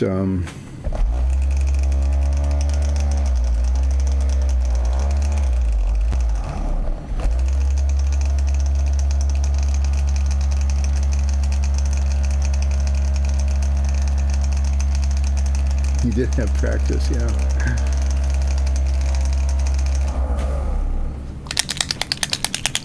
These are speed paints. These have a totally different look than the washes do. I don't know if they're going to work at all. I'll just try a couple and see what happens.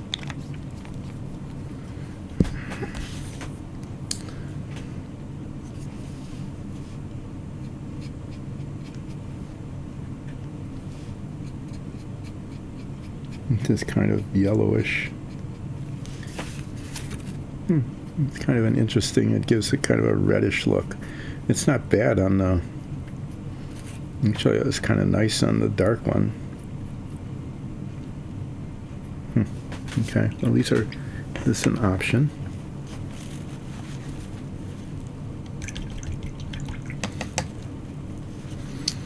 So this is, I'm just testing these to see, you know, how they look as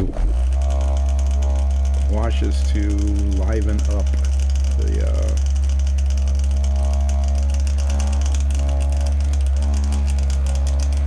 oh, well, I don't blame you. Doing dishes is never fun. I would avoid doing them if I was in a situation where I needed to avoid doing dishes. I'm in favor of avoiding that.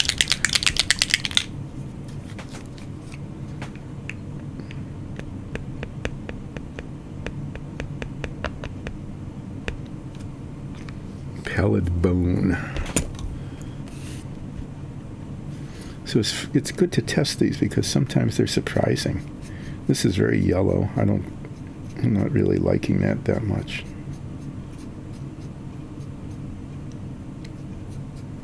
Yeah, that doesn't work.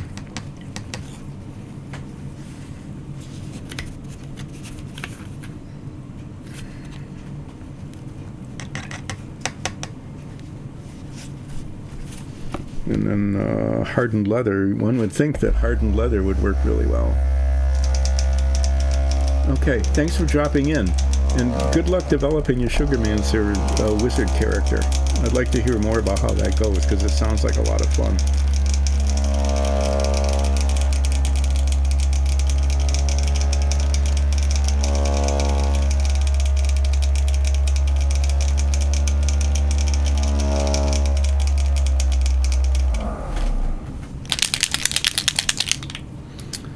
Okay, after I test this last one here, and then I'm going to pile them all up.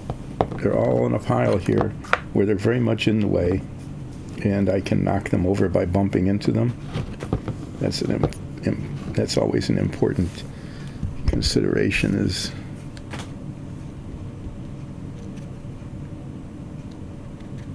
okay, that's not the one I wanted.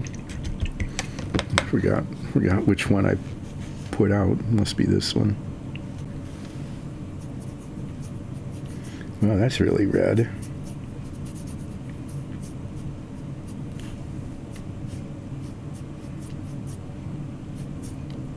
And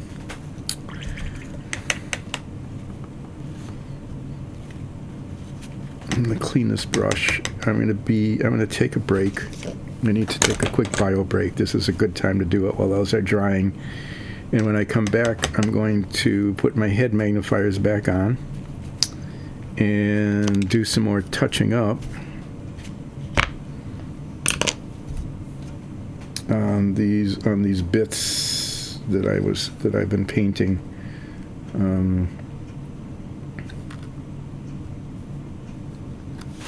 Including some touching up with this on the boots, especially spots that I had missed altogether. Or I'm going to put this somewhere. Okay. Yeah, I will be back in just a couple minutes. I'm not going to put on a break screen or anything. I'm just going to set this down here so y'all can look at it while I go, and I'll be right back.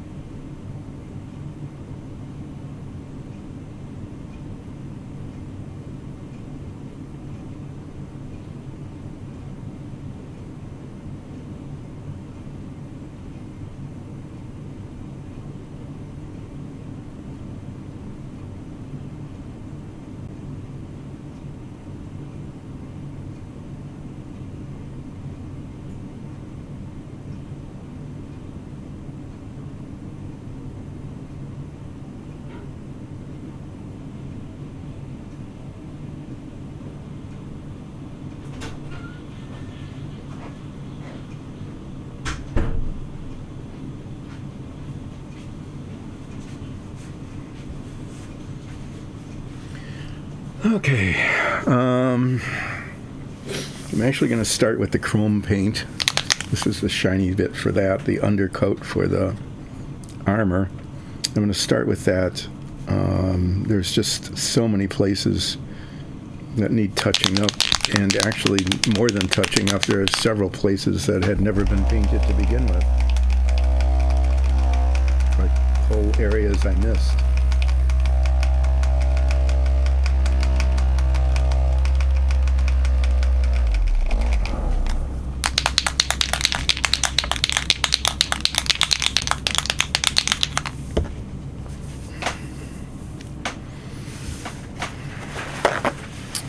So this thing I'm painting now is not the Lotus-Ford, nor is it the Apollo command module.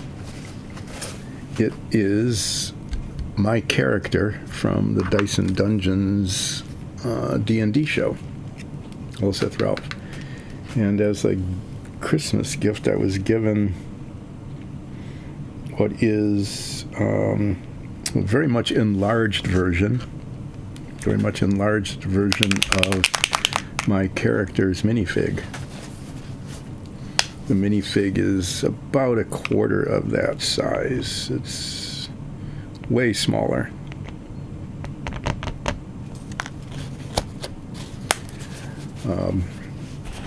So this has been sitting around for a bit, waiting for me to get to it. I finally did,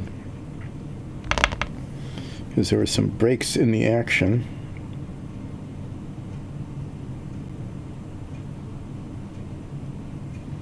Some breaks in the action on the models I've been working on.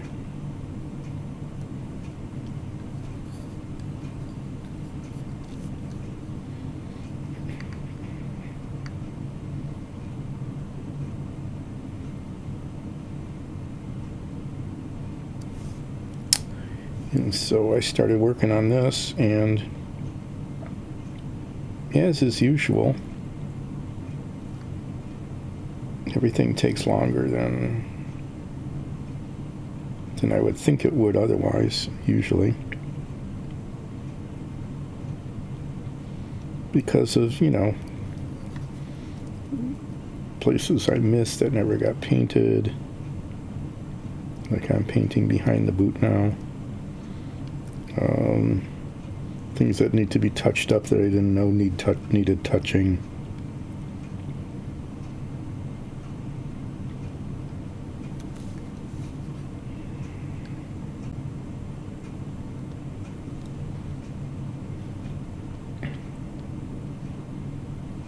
Be a fair amount of reshading with the green.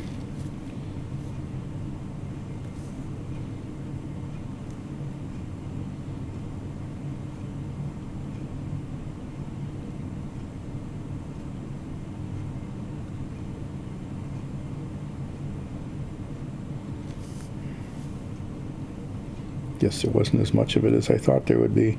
It's almost always the case when I'm doing touching up. It's like I need tiny little dots of stuff, right?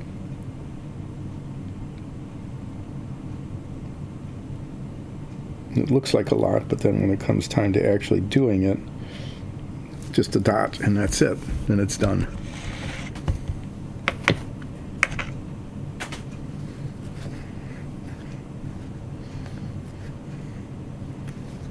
I was using this bigger brush because there was a whole chunk of stuff that I didn't paint to begin with in the back of one of the boots. I think I got it this time. Hope so.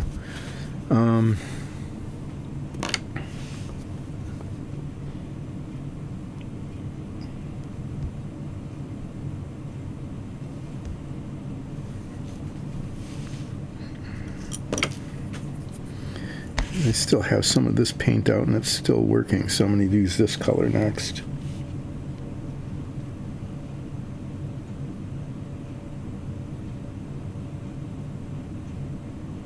This is the cork brown. This is the color of the leather under armor.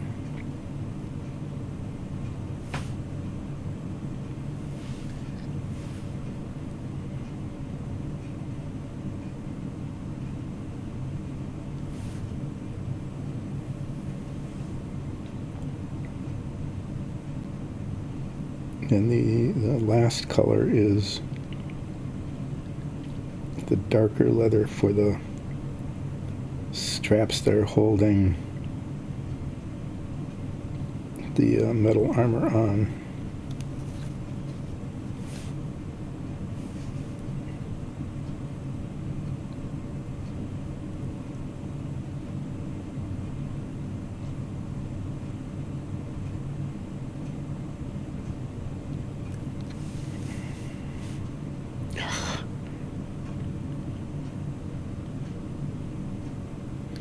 That was the sound of me bumping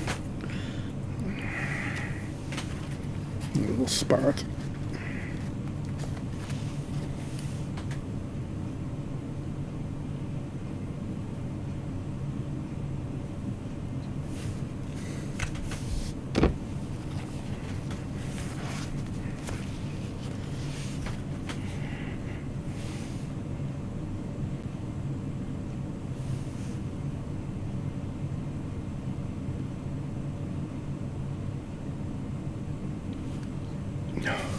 Okay, I made one mess into another mess into another mess into another mess. Wow. Just, fortunately I can go back and forth on this, but I have to do more touching up than I was planning. I'll just put it that way.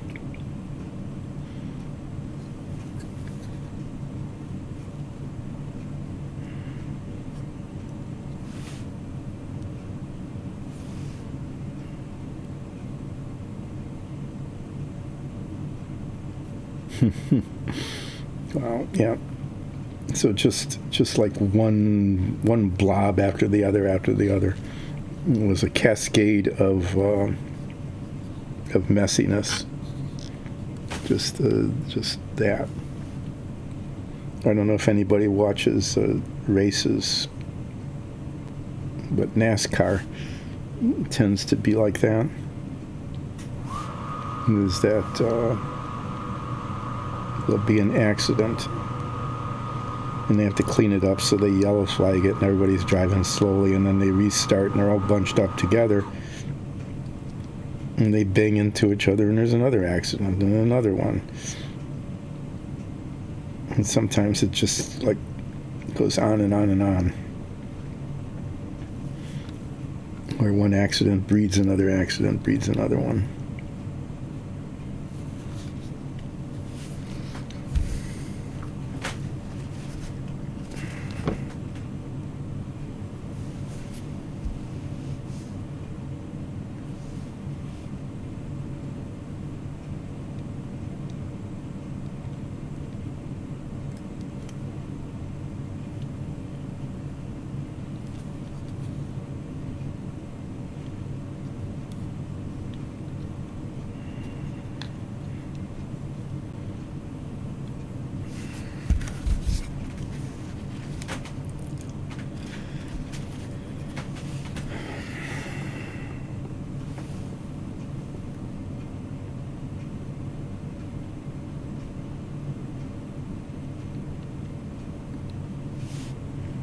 Okay, that's the darker brown.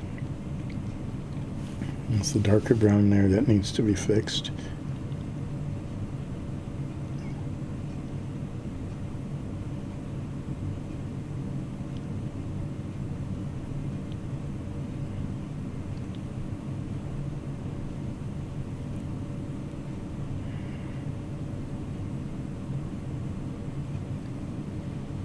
Yeah, well, can only do so much, I guess, in terms of making it almost getting brown paint on the sword. As I was moving the piece around, I was bumping into other spots. Okay. So this beastie brown comes next, and then I'm going to paint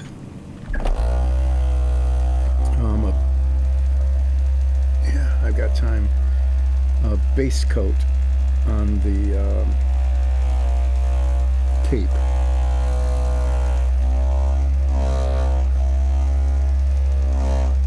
not going to be doing any washing today. I'm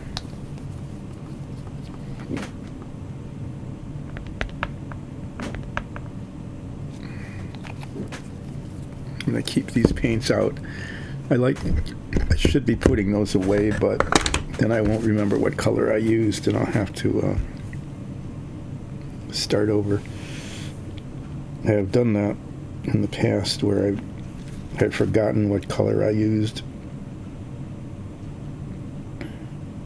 Get out the paint, start painting. It's the wrong color. Have to repaint the thing that I was just painting.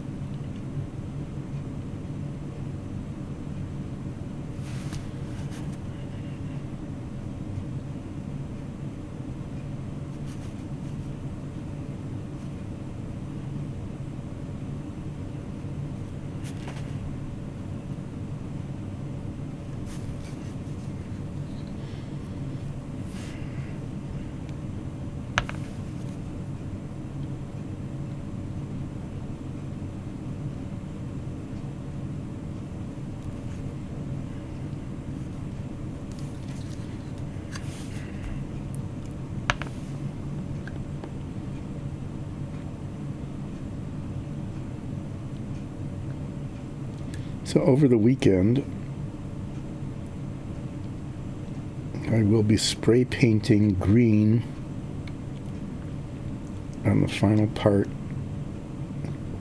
the last bit of the Lotus-Ford.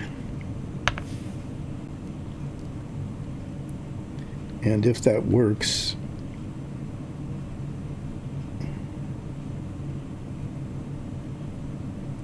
next week should be a week of assembly. Why do I have a bubble there?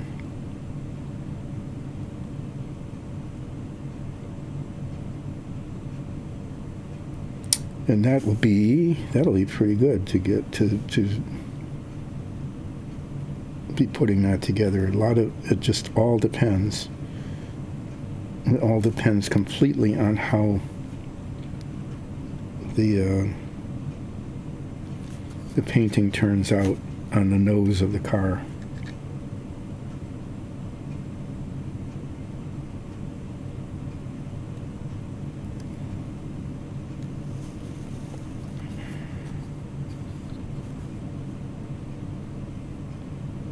This is almost right. There's a spot there.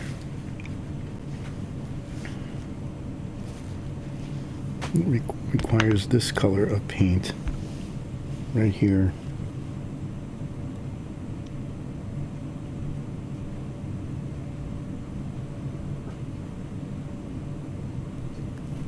You know, I think that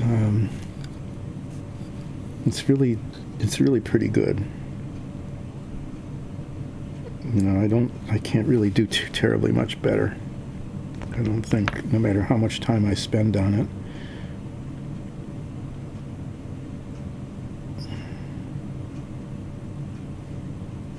So unless I've missed something, which is altogether possible, I might have missed something significant. I think I'm done with the touching up and the detailing. So I get to take these off for the moment. And clean these brushes pretty thoroughly.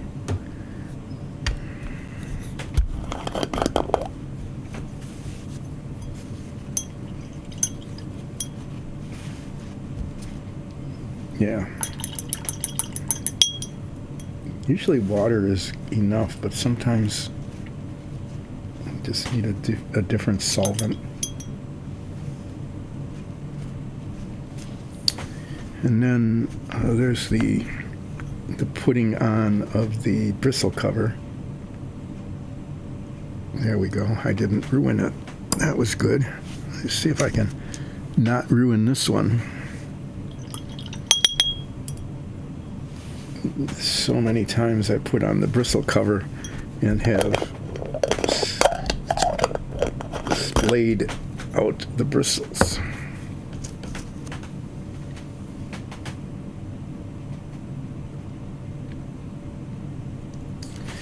Okay. I'm going to be painting the cloaks, the cloak parts, and I'm going to be using a color called Sick Green, which is kind of a sad name, but it's not really sick. It's really quite a nice green. It's probably one of these that I haven't, I don't even have out. And it's dark green. Sick green, there it is. I do have it. So I'll be using a fairly small brush, probably this one again, to paint the edges. I'm not too worried about the outside of this. That's going to be painted like the edges of the cloak here. I'm going to be painting that a metallic kind of color, which is why I haven't touched it up. But right along here, the edges here, and then along here and up here. And then when I get to this whole bit here, I'm going to get a really big brush out. I'll probably use this one with a whole lot of paint and just sort of, do that. So this will be, this will probably be the last thing I'll get done today, is getting this base coat on.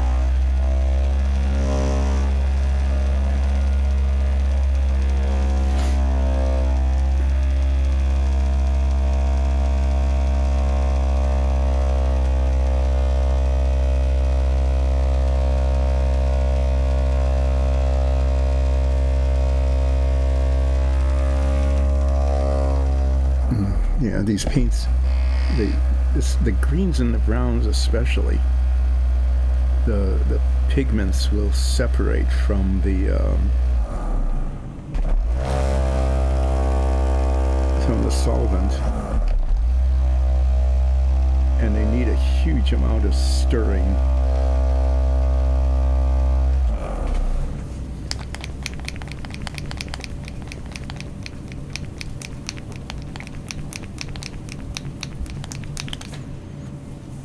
So I'm giving it a huge amount of stirring. There's one that I use that, it comes out striped kind of if I don't mix it long enough.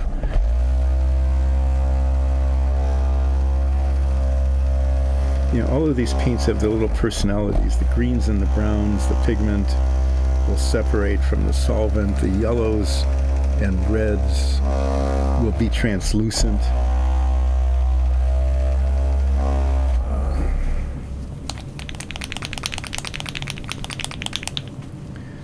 Let's see how this comes. No, it's not stirred up. You can see it. You can see the variation in the color.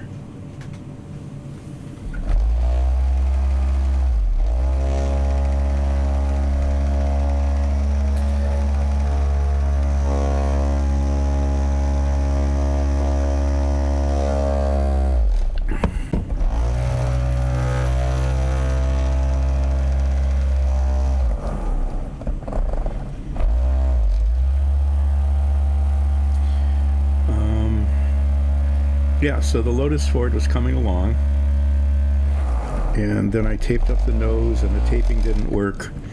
Now I think I've got it taped well. I'm going to spray paint it this weekend. Hopefully I won't mess it up and have to start over. Or, drop it on the floor or something like I've done with models in the past. I've got the stickers printed for the control panels for the Apollo command module. So maybe sometime next week, just to take a break from things, I might go back to that and finish the Apollo, because that's the only thing that needs to be done, and has been sitting there for like half a year now. I completed the Savoia model and did most of the Lotus-Ford since abandoning that.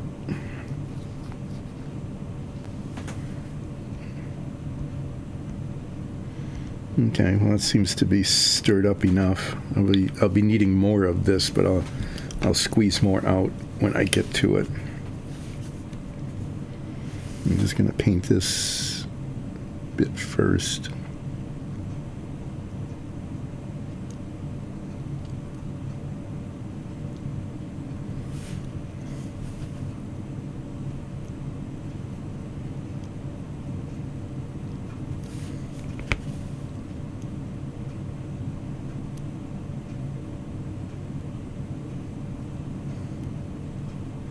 So I got some instruction from Nicole about what to do with this.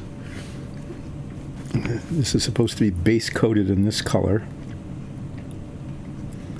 Okay, and then after it's base coated in this color, the whole thing will be pretty much destroyed. It'll look like it anyway by putting some dark gray wash all over it, and then dry brushed back in this color again, and then highlighted with yet a lighter color of green, and then it's supposed to look all rich and velvety. That's the idea anyway. It's supposed to end up looking rich and velvety.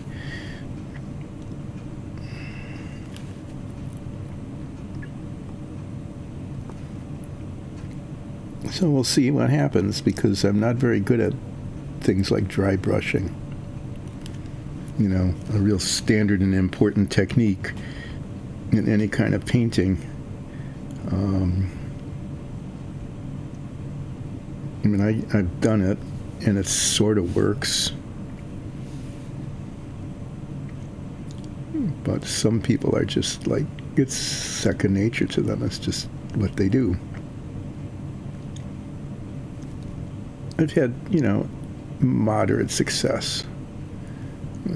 There's bristles all over the edges here.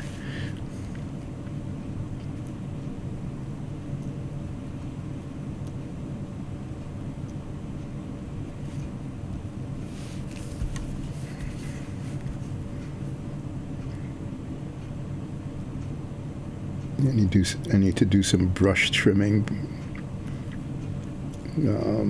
Pretty much brush trimming to clean that up.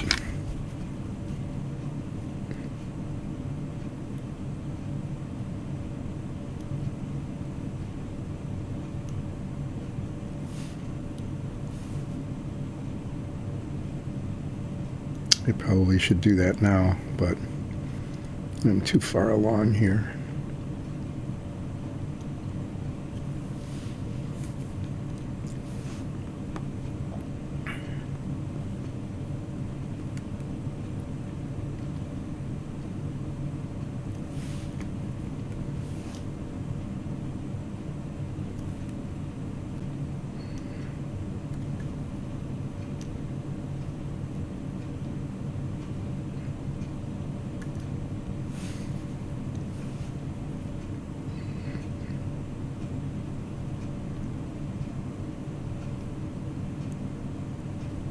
Kind of like a little cowl collar here.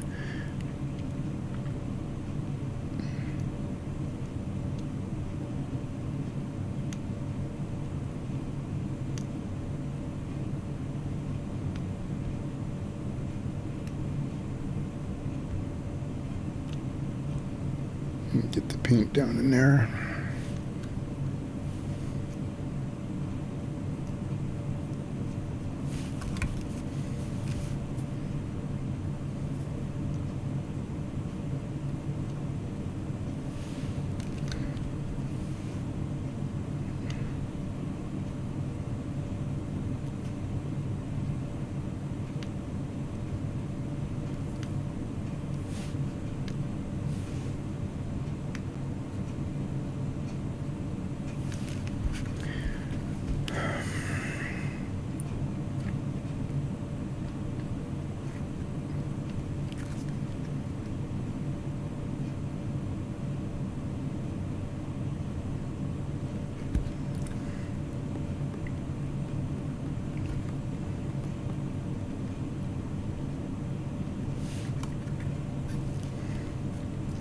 So after this, I'm going to, I keep doing that all the time. is I tend to use this finger to steady the work, and then I stick it in a paint, and then I've got paint all over my finger, and then sometimes touches places that I don't want that color.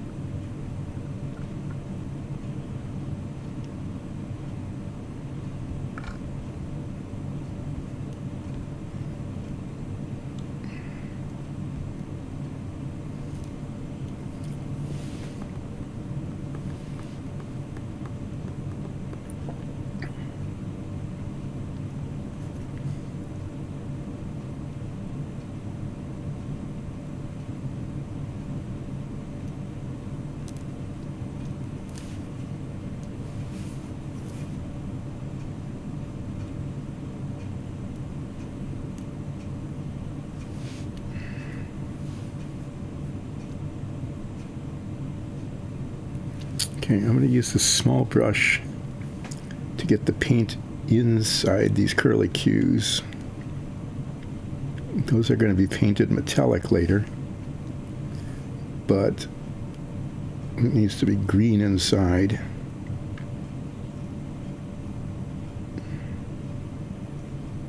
So that's what's happening here.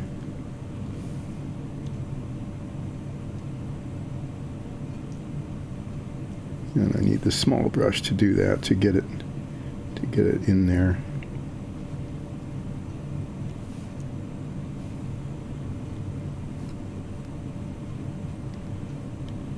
After those are painted, they will probably require a fair amount of touching up around it.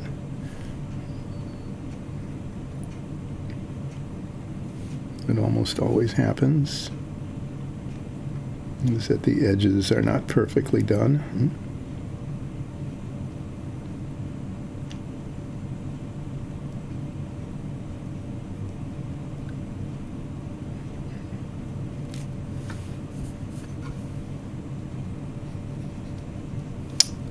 Then I'll be stopping, cleaning the brush, cutting off the bristles that have been ruined by being poked out all around the edges.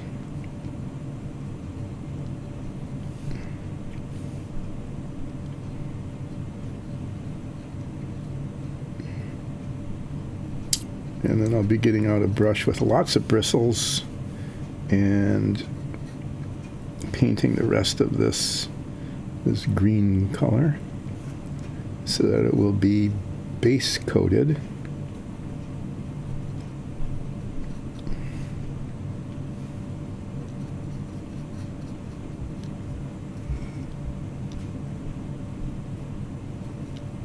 So that it can be washed, so that it can be repainted, so that it can be highlighted, is the instruction I received from Zoria about how to make this look really nice.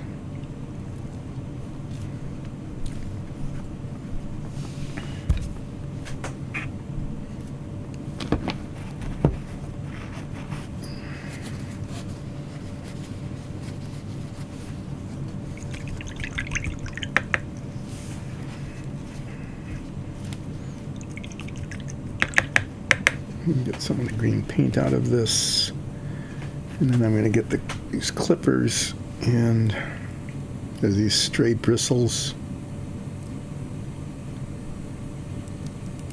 that just need to be cut off.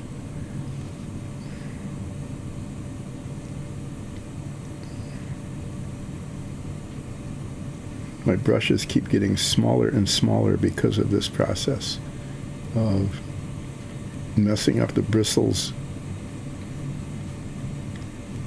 cutting off the messed up bristles, And yeah.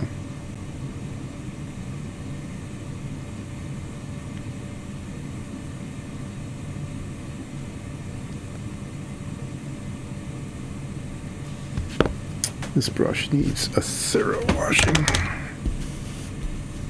Might have to do some lacquer thinner on this one, just to make sure it's clean. A lot of green paint in here.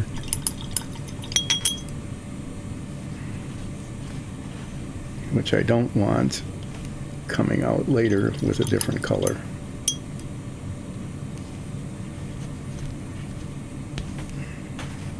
So I'll just keep this out and clean it, because I'm going to have to use lacquer thinner on the other brush too.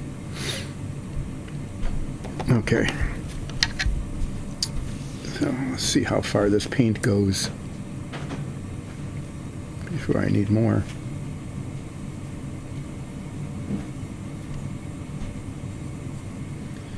Yeah, it's much faster using this.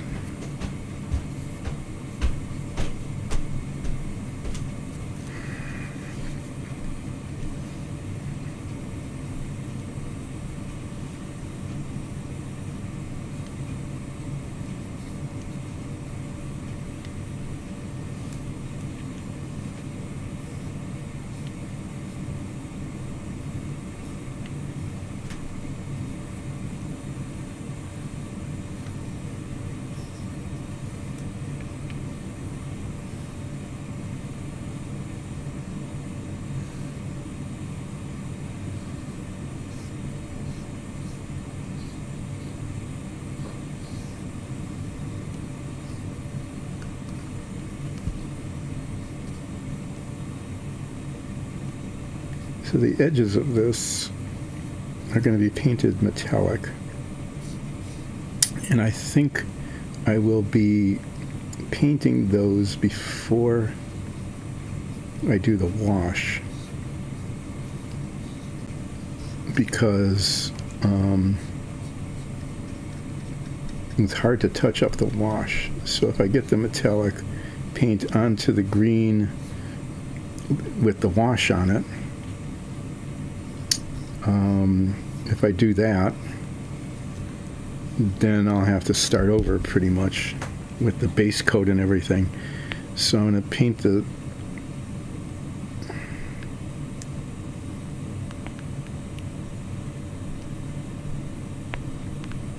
to paint the edges and the filigree before I do the washing. Because if I get the wash onto the metallic, and I'm really careful, I can touch up the metallic over the wash and it will look okay.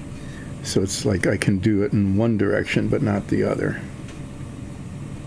It's a lesson I've learned over and over. If you're doing like multi-layer things, like a base coat and a wash over that, and then a dry brush over that, and highlighting on top of that, and then you've got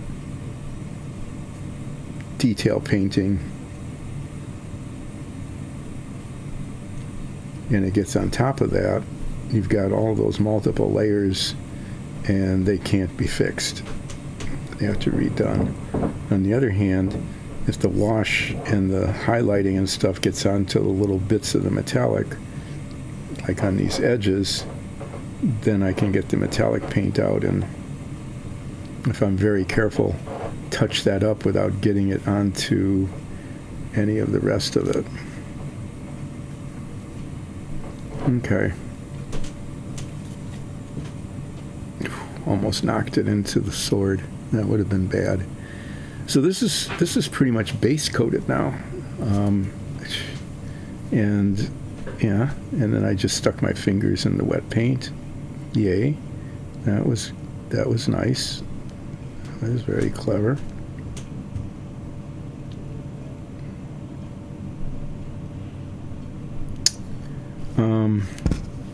So let me talk about what will happen next to this. I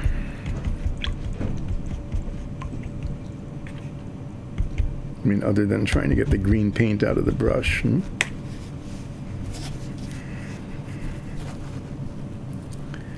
So what will be happening next with this maxi figure? There's a whole bunch of stuff that'll be happening on it.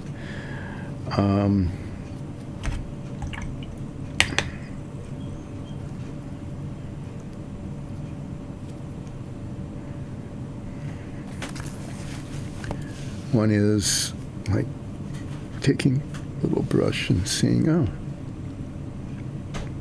that needs to be green right there.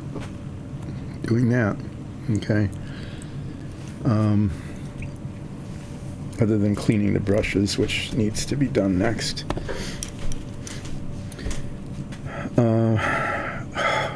No kidding. Okay, that was just incredibly stupid. I did a most incredibly stupid thing.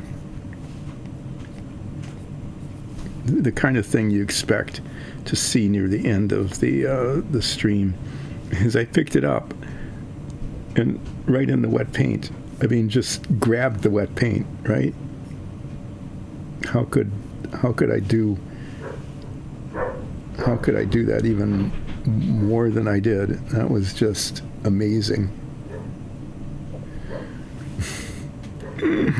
Wow, that was truly stupid.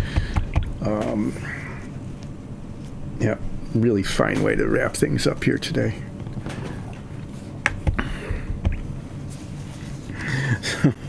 I was going to tell you what I was going to do, but then I had to deal with incredible incompetence. So, as I keep saying, this is not a how-to show. It's an often how not to show. Well, the thing is, if you've got wet paint, don't grab it by the wet paint. Just don't. It's not the right thing to do. So that's an important lesson from painting with Dyson Dungeons is don't grab the wet paint.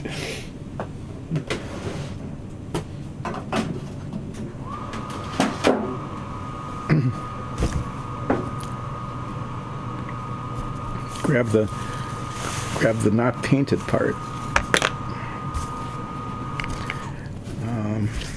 I have to get some lacquer thinner out because these brushes are really heavily involved with green paint. So among the many things I need to do with this the large maxi-sized minifig is the leather parts, which I can't show you because I involve touching wet paint, is I'm going to choose some of these washes, one of these 7, and do some washing on the brown, the light brown and the dark brown so that they don't look so lifeless. I'm going to wow, this brush is really gross.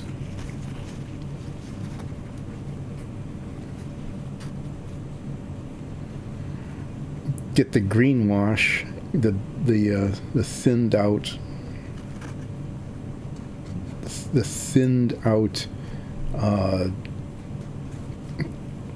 gloss green, this stuff, and put it on the shiny part of this armor here. All of this that looks more like the boots, and I'm going to touch up parts of the boots that had to be repainted.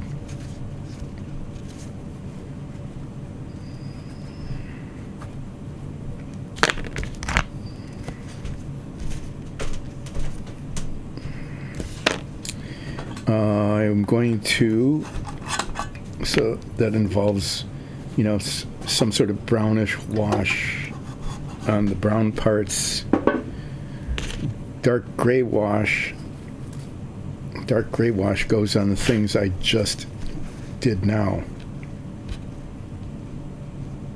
But before I do that, before I put the dark gray wash on the cloak, okay, the cloak thing, I'm going to be painting the edges.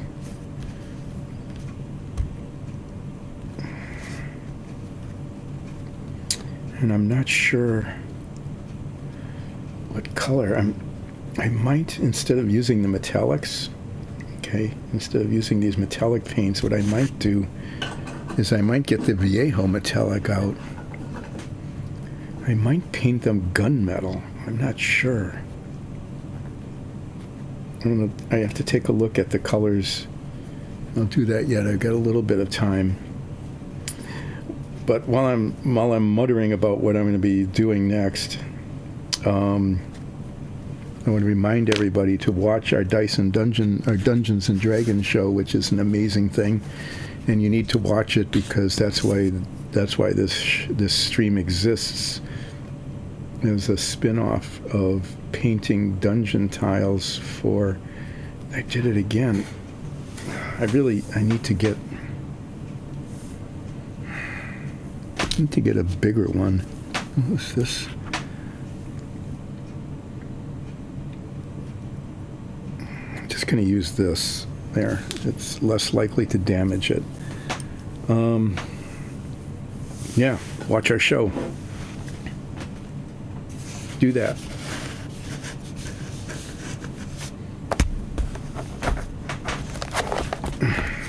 These are the control panels for the Apollo command module that I keep talking about, that I'm actually going to do something about one of these days. So these are all the metallics I've got, and I could use dark aluminum, okay, but I'm thinking I've got chainmail silver,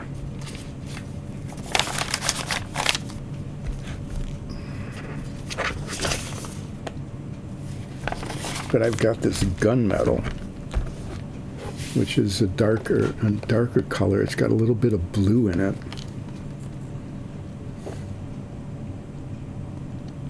I think that would actually look good on there instead of something really bright. I can always paint over it if I don't like how it comes out. But the parts that I just did now, there's edging along the cloaks, around the sides, and I need to paint the metallic embellishment on that first, because I might have to retouch it with the green, and I don't want to do that after I've put wash on it, because that would just be a mess. So I need to green wash the armor, all the silver stuff. I'll probably do that first. I'll green wash all of that. Okay. And then I'll be painting this gunmetal on the edges of the cloak and the little curlicues on it. Yeah, that's the order. I'm pretty sure that's the order I'm going to try to do it in.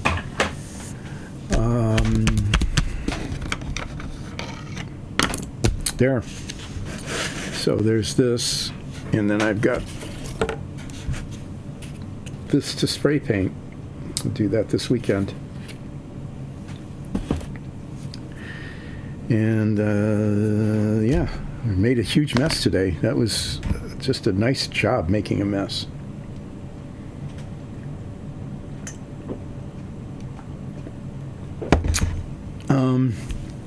Usually I say I got very little done, but I took a long time to do it. Today I can say, well, look at all of that. A huge surface area got painted. So and it took almost no time. So that's pretty exciting, huh? Because I got some stuff done and didn't take too long to do it. So there's this edging here and the curlicues. That's what I'm going to be painting, the gunmetal, and the edging of this front and back as well. Oh yeah, the curlicues on the inside also. That'll be interesting. So I'll be doing that on Monday, probably, depending on how the car turned out. If the spray painting on the car turned out well, okay, if that turned out well, then I will be working on that. I don't know. We'll see. I'm going to wrap up and clean up. And, yeah, thanks, everybody. Watch our Dungeons & Dragons show. It's really amazing. Okay. Consider becoming a follower on Twitch, becoming a subscriber on YouTube. Or you can even go to patreon.com/diceanddungeons and become a patron. Get access to exciting stuff like our warm-ups, our improv warm-ups, which are a lot of fun to watch, and available. What is...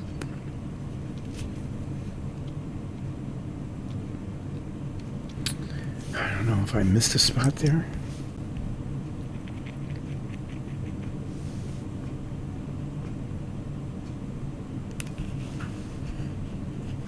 Sorry, I just saw a shiny spot right here. There. A little bit of extemporaneous touching up. Just to do it. There's always something right at the end. So, yeah, watch our show. It's really amazing. It's a lot of fun. Come back on Monday. Watch me fumble around with who knows what. I might... Oh, geez.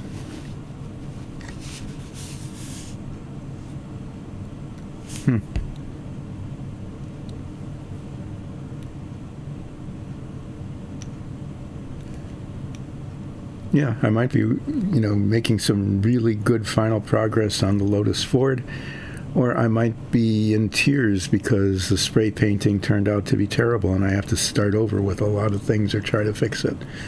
I don't know which one it'll be. We'll find out together on Monday. But I've got this to work on. I've got the command module of the Apollo to work on. And if all else fails, I can open the box of the Enterprise Command Bridge model and see what I'm dealing with there. And I'll try to think of something interesting to talk about. That's probably the least likely thing that will happen next week. Thanks, everybody. I will see you next week. See you Monday, more or less 10 o'clock Eastern Daylight Time. If you are having a weekend, have a good weekend. If you have to work, thank you very much for doing what you're doing. And see you then. Bye.